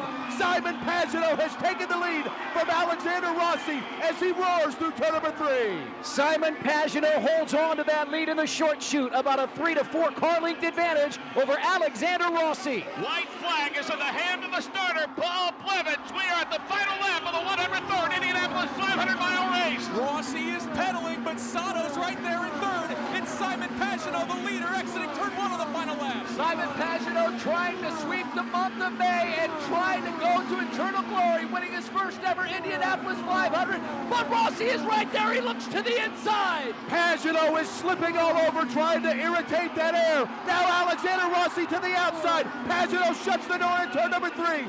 Simon Pagenaud, 2 car lengths in front of Alexander Rossi. Through the short shoot, Simon Pagenaud the lead, trying to win from the pole. Take him home, Mark James. Pagenaud got a strong run for turn number 4. He's going to pull away from Alexander Rossi. Simon Pagenaud sweeps the mud. Twin checkers out. He'll go to victory lane. Simon Pagenaud wins the 103rd running of the Indianapolis 500-mile race. I got chills, man. I still get chills. I still get chills. It's so cool. And so you were telling me that there's not a producer in your ear. No. You don't have any, there's no demarcation things on the track. It's just all feel. It's like a symphony or a jazz ensemble. You guys just pick up where the other one leads off. And that was my first one. So to have a close race like that was fantastic. The Elio Castro Neves, when he won his fourth, Nick Yeoman had, I think, one of the best calls we've ever had. They're coming into turn number one, and Elio makes a pass around Alex Palou, and Nick goes, Foyt, Unzer, Mears, and maybe Castro Neves. And in my mind, I was going to say that at some point. So I'm ready to say, and he said that. So now I've got to think of something different to say. So you come up with something quick, and then you reset for the next lap. But it really is. I'm so lucky to be with such talented broadcasters that everyone on that call are so good. And we all have our different styles. I'm more chaotic and just overexcited. And Nick kind of sets this pensive tone. Mark, our anchor, he can be very mellow, and then he can be very excited. Jake Query is the wordsman of the group, that he can sew together lines, and I don't know how he comes up with them, but he has that poetic license in turn number 3. And then Kristen Airy just kind of takes everything that we just fed him and feeds it back to Mark. It's something else. Well, you guys do one hell of a job, Thank you. And listening to you, it's for people to get that kind of emotion going and the chills for just listening to people call auto racing it's a testament to what you guys do, and you do a fantastic job. But Michael, listen, man, so fun to catch up with you. It's one of the few big events I have never been to, the Indianapolis 500. So I got to it's on my bucket list. And after you describing it like this, I think I gotta make it a priority. Gotta do it. I think I know somebody that could maybe get you tickets in case you need some. Well, I think I might take you up on that. There you go. That would be awesome. Yeah. Michael, thank you so much, man. I really appreciate it. Tell folks, you're on Twitter at TrackDude500, right? Yep, at TrackDude500, and also on Facebook, Instagram. Didn't do a very good job this weekend. It was so chaotic trying to post everything that happens at the event, but I promise I'll do a better job. We're back in action in Texas the first weekend in April, and actually the guys have a test this weekend, or next, not this weekend, but this coming Monday. They're going to be down in Birmingham as we get set for that race in the middle of April. Yeah. I was going to ask you also quickly, F1 has suddenly infiltrated America right now. We have Miami did their race last year, which I thought was kind of cheesy the way they did that whole thing, to be quite honest, with the fake water and yacht club, whatever that was. So Miami. Right. But Vegas is going to have a race now, right? F1. It's already sold out. Yeah. How about that? So is F1 going to steal some of Indy's thunder, or is racing coming back? So what IndyCar needs is a Netflix series. That's what they need. And there's something on the CW that they're filming right now. And actually the whole McLaughlin Grosjean crash in St. Petersburg, I think, will be part of it. They're building a television broadcast leading up to the Indianapolis 500. So it'll be the first 4 races of the year. It'll be St. Pete, Texas, Long Beach, and then the Grand Prix in Birmingham. And that will set up the Indianapolis 500, kind of trying to show the drama. And that's what F1 did good with that Netflix show. Yeah, they really, fantastic. If you go watch, and so Romain Grosjean is driving in the IndyCar series now for Andretti Autosport, but he was a driver in Formula One, and he had a horrible crash in Bahrain. Car caught on fire, split in half. And if you go to YouTube, you can see that video, but see what a wonderful job they did painting the drama. Now, God forbid that ever happens to any other driver. And Romain still suffers from the burns that he incurred on his hands from that fire. But a 50, 60-second incident, they play out for 5 minutes, and it's so dramatic. And they did such a great job of sucking the fans in that I know friends of mine that never even liked racing, and they watched it and got hooked on it. So they made it more of a drama. And I think that's what IndyCar is trying to do with this show we're doing on the CW, to try to really get the fans to understand how, I mean, you're there. So you saw it, JP, but unless you can give it to somebody that never would think to go and give them kind of the feel of what it's like there, that's what we really need to do. Yeah. All right, Michael, good stuff, man. I appreciate it. We'll check with you as we get closer to the 500. Sounds great. Thanks, Michael. Appreciate it. I hope you guys got a lot out of that because I did. I love talking to Michael yesterday and watching that video and listening to those guys. It's amazing what they do. It really is. And to not have a producer saying go now or go there, it's crazy stuff. Very talented people. All right, we'll take a quick break. We'll come back on the other side. We got a Lightning game tonight we got to talk about as well. And boy, are they in a slump. My goodness. We'll hit the bolts when we come back and any updated information on what's going on around the league in terms of franchise tags. So quick break. Stay with us. This is the JP Peterson Show brought to you by the Jeeves Law Group, JEEVES lawgroup.com. Contact them through the website if you have been in an accident or had your car totaled and didn't get what you think you deserve. That's one of their sweet spots. So check them out at jeeveslawgroup.com. Stay. The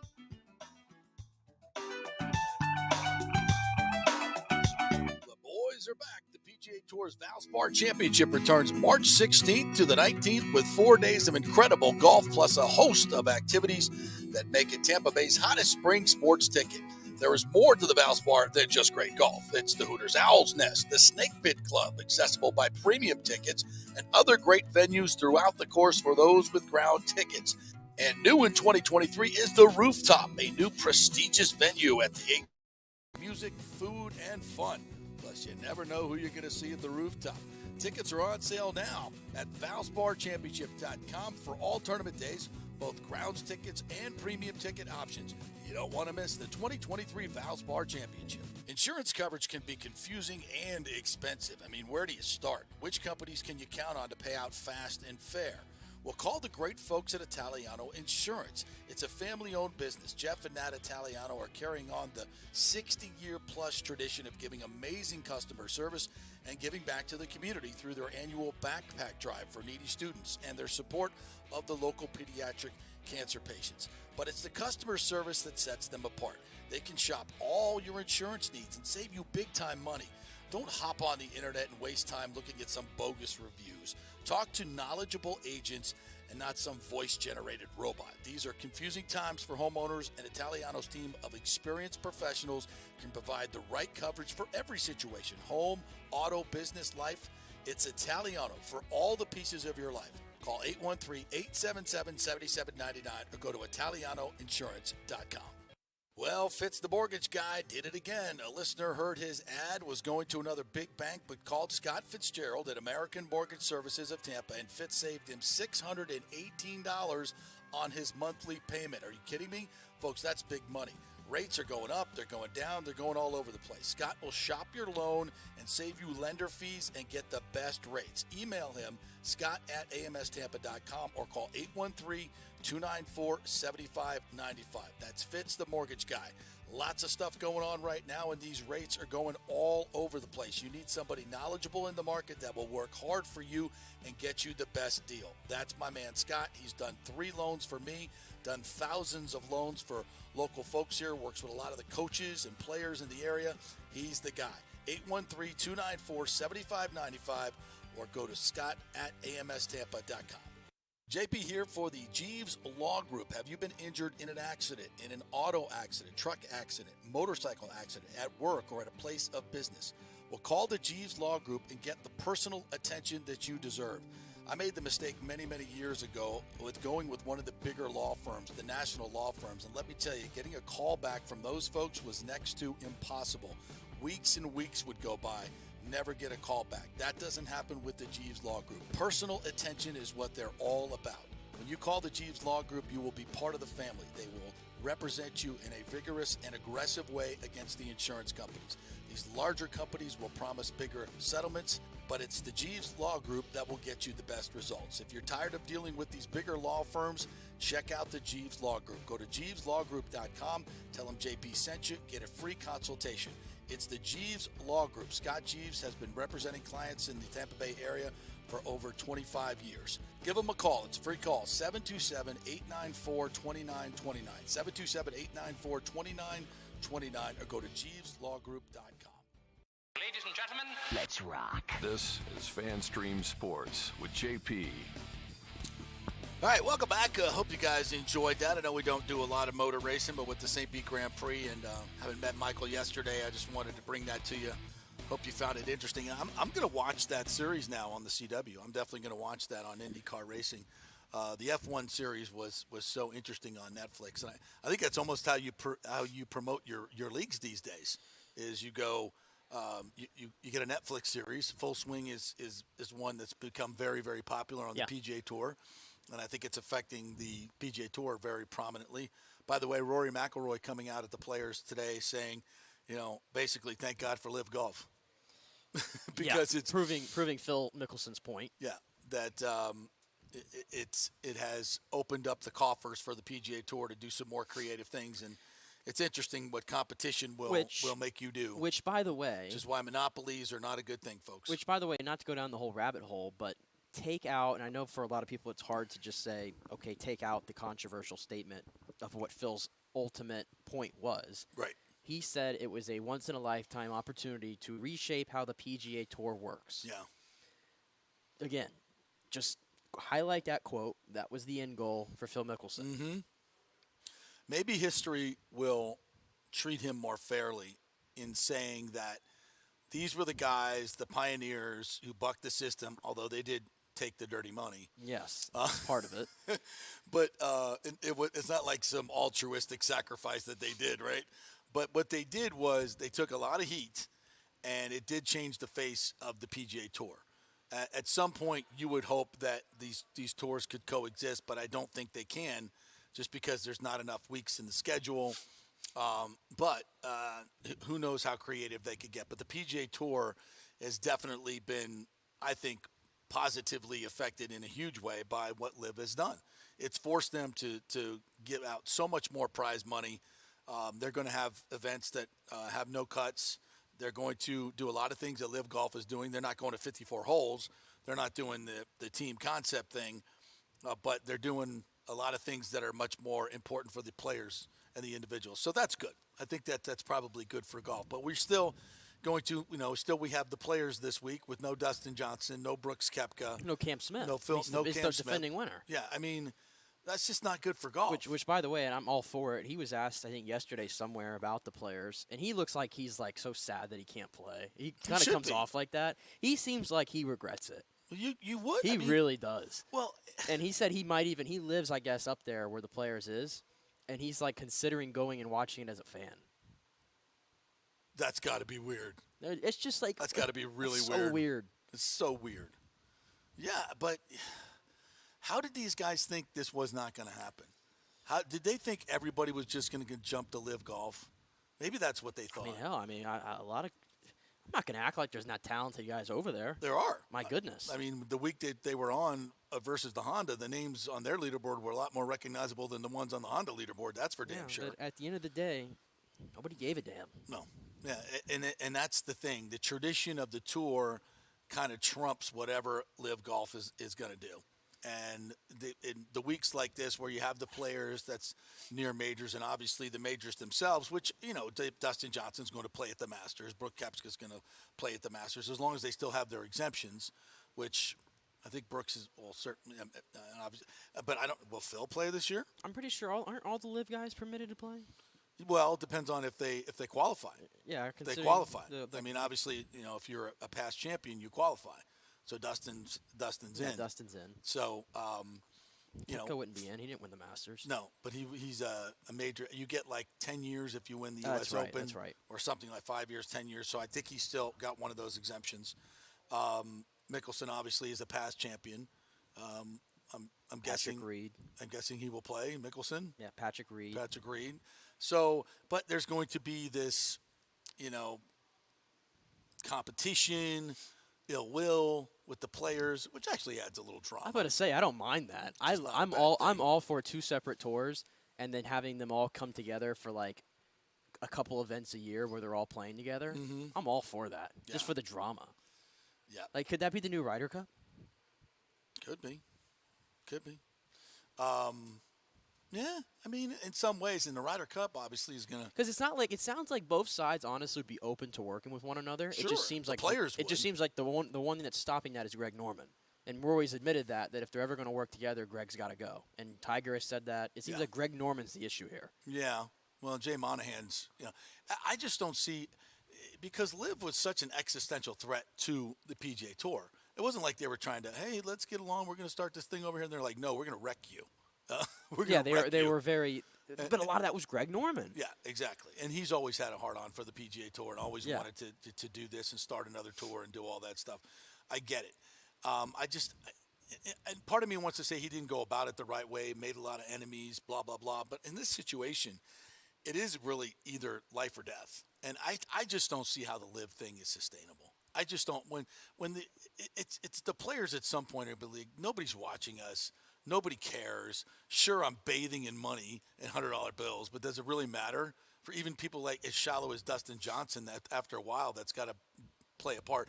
But he's always going to be able to have the Masters and these major championships to play in to give him a little bit more normalcy and add to his legacy. Correct. But a lot of these other players aren't. And like a guy like I said, like a guy like Cam Smith to me just didn't make any sense.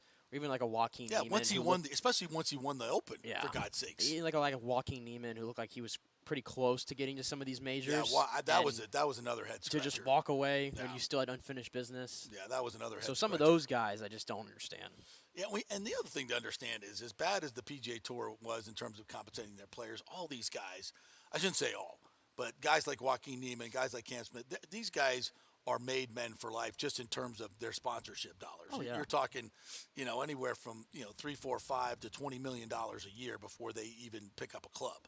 And, the sponsorship deals are done. So it's, when they say, oh, I didn't make any money this week. Well, yeah, you did. Yeah, you did. Your expenses were paid for. You're going to be okay. So I think there's a little bit of a disingenuousness in that. But for the average golf fan, it's not good. It's not good. I just don't. You want to see the best players every week. The PGA Tour's business, though, has not died off one bit. Because I feel like now, unless it's Tiger, people are coming to watch the PGA Tour. Yeah. And when you watch something, you're conditioned to know this is the best of the best. Mm-hmm. You just automatically are. So I don't think it's as big of an issue for the PGA Tour as maybe people might have thought. All these guys leaving. Sure. As long as Tiger's in the field, you're going to do crazy numbers. Mm-hmm. You're still going to get $3 million, whatever, on these big tournaments like the Players, regardless of who's playing, and that's fine. All right, we have to take one more break, don't we? Do we? Yeah. No, we don't actually. Okay, well, we caught up here. Well, let's go right into the Lightning tonight as the Philadelphia Flyers are in town. It is Pride Night, so we'll have our Pride.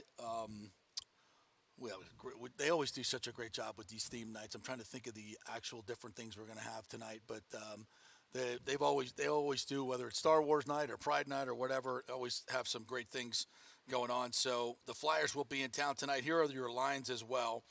Stamkos, Point, and Kucherov, they're playing tonight. Killorn, Cirelli, and Hagel, Colton, Paul, and Jeannot, and Maroon, Esimont, and Perry. So Belmar is the odd man out tonight. Pierre-Edouard Belmar. The defensive pairs, no Hedman. Sergachev and Perbix at the top. Cole and Chernak, and Fleury Bogosian with Taylor Radish possibly in the mix as Chernak well. was like the first on the ice today, so that's good. He's back in the lineup. But Hedman not skating today. Have you seen anything on that? I have not seen anything on Hedman, no, thus far. And I'm guessing that Vasi will be in net tonight against said Flyers. Yeah. So, and for an inquiring, he's out tonight, day today. Okay. Cooper said. But not expected to be long term. Not expected to be long term as of now. I was trying to find it here for inquiring minds. And I know you were trying to figure this out too. And by the way, that was courtesy of our good friend Eric Erlinson at Lightning Insider. I'm trying to find it. Anyway. Power play units, courtesy of Eric Erlinson, were Sergachev, Stamkos, Kucherov, Point, and Killer. All right. And then second unit, Perbix. Cole, how about that? Perbix is running the power play. Anybody have that on their bingo board before the season? With Colton, Hagel, Maroon, and Perry. So, all but Victor Hedman on the ice this morning. Here's some help for y'all. Here's some help for you tonight or going forward in case something happens and you have to say his name. Mikey, he has confirmed the pronunciation here. Esimont. Did I say Esimont? Esimont. Yeah. He told a pretty cool story here. That he was at the grocery store in San Jose when he got the call that he had been traded, He was getting ready to make dinner at his new apartment for the first time. He just had moved into an apartment and was making dinner for the first time. His shopping cart was pretty full, and he had to completely get rid of everything. Dump the shopping cart? Dump the shopping cart, and now he's in Tampa. What do? Do you go to the front? And you can't, like, go back around the store and put the stuff back. So do you, like, take it to the front to customer service and go, hey, I just got traded to the Tampa Bay Lightning. I'm sorry, who are you? I am Michael Asimon, and I play for San Jose. What's that? We're a hockey team. Okay, so what do you want me to do? Put this stuff back? Yeah, could you? Sure. I mean, what do you do? Seems logical. I guess that's what you do.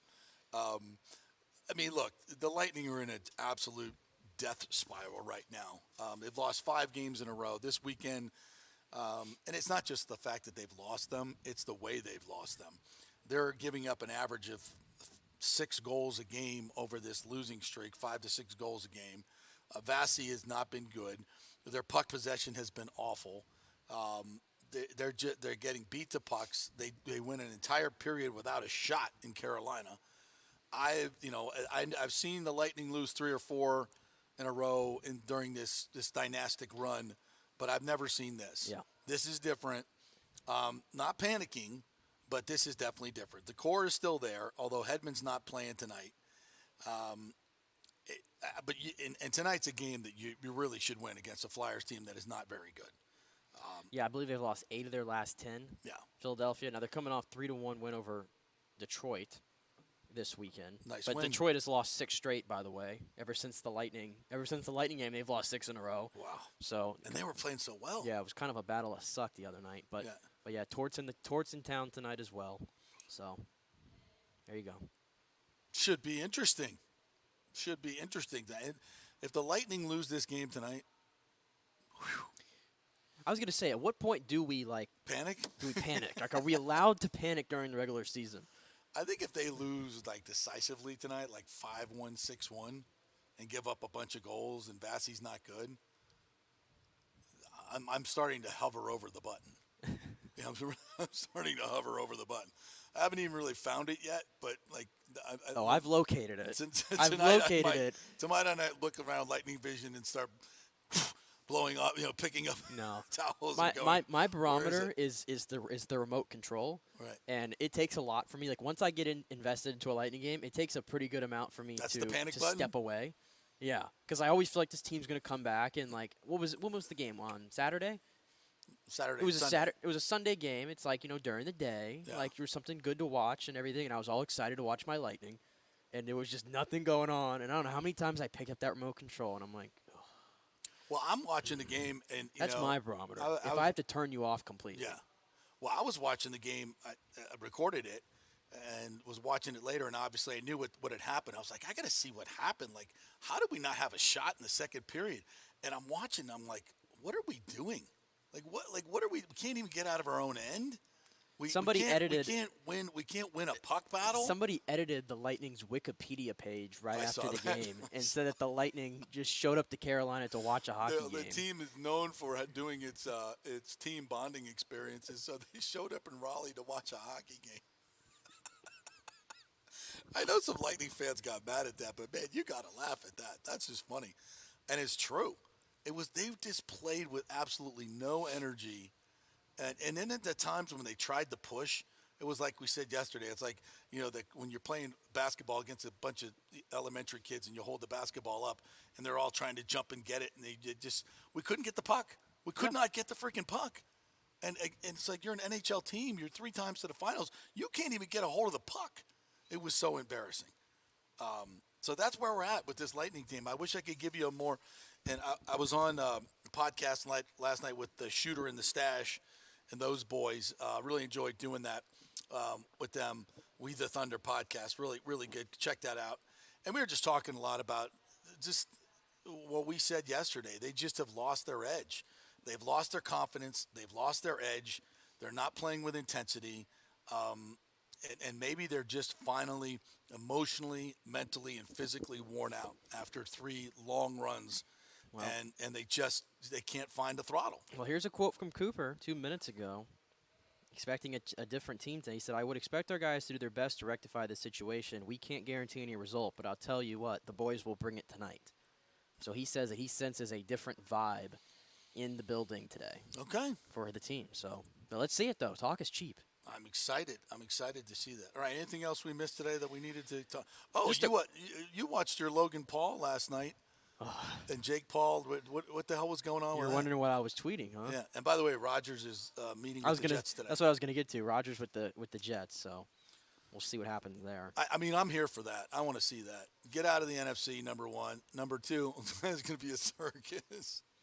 I think the Jets could be good, though. What if Brady goes back to Miami and we get Brady and Rodgers in the same division? How about that? We need to move on. We need to move on from these quarterbacks. I'm done with them. There's a new breed in town. I'm done. Yep. But no, I did watch my Logan Paul last night on. How did that go? On Monday Night Raw. He's a hell of a heel. He's a heel? He's a hell of a heel. 15,000 people saying, F you. 15,000 people in Boston at TD Garden chanting, F you, Logan. F you, Logan. You don't get that chant often nowadays in wrestling. You don't. Gotta be good. You have to be a good heel. Yeah. I mean, I'm talking like Ric Flair level. He's hated. Much respect to the dude, man. I interviewed him a couple years ago. By the way. He's a great showman. He's really good at this. I'm not kidding you. How do you be good at wrestling? You learn your lines really good? Whoa. You go to acting school? Whoa. You get a couple Oscar nominations. Don't do that. It is hard what they do in that ring. Thank you very much. It is hard. He has stepped right in as a rookie. He was awesome. He was awesome last year as a rookie. You know it's not real, right? Suspension of belief. Neither are movies, and you go watch those. It's exactly what I say all the time. Your favorite TV series, is it real? No. This is a TV series that has no off season. Thank you very much. I'm invested. Let me just get myself excited for WrestleMania season, okay? All right. Good for you. Let myself get excited. Good for you. Would Titus O'Neil, would your friend Titus, would he appreciate you saying these things? No. I don't think so. My ass. But after what I saw in the NFL this year, can't beat him. Join him. I think the NFL's joining wrestling. All right, we're done here today. We'll just make up our narratives as we go. We're done here All right, today. our thanks to Michael Young from IndyCar Radio joined us, and Scott Reynolds as well. That was super fun with him back from the Combine. Check out all that on our app, FanStream Sports. Just download that app, and you can tap that app anytime to listen to the whole show. Also on our YouTube channel, and you can listen to us on Spotify and Apple. Subscribe to our podcast, please. We will be back tomorrow with more fun and frivolity, and God willing, a lightning wind. Go Bolts.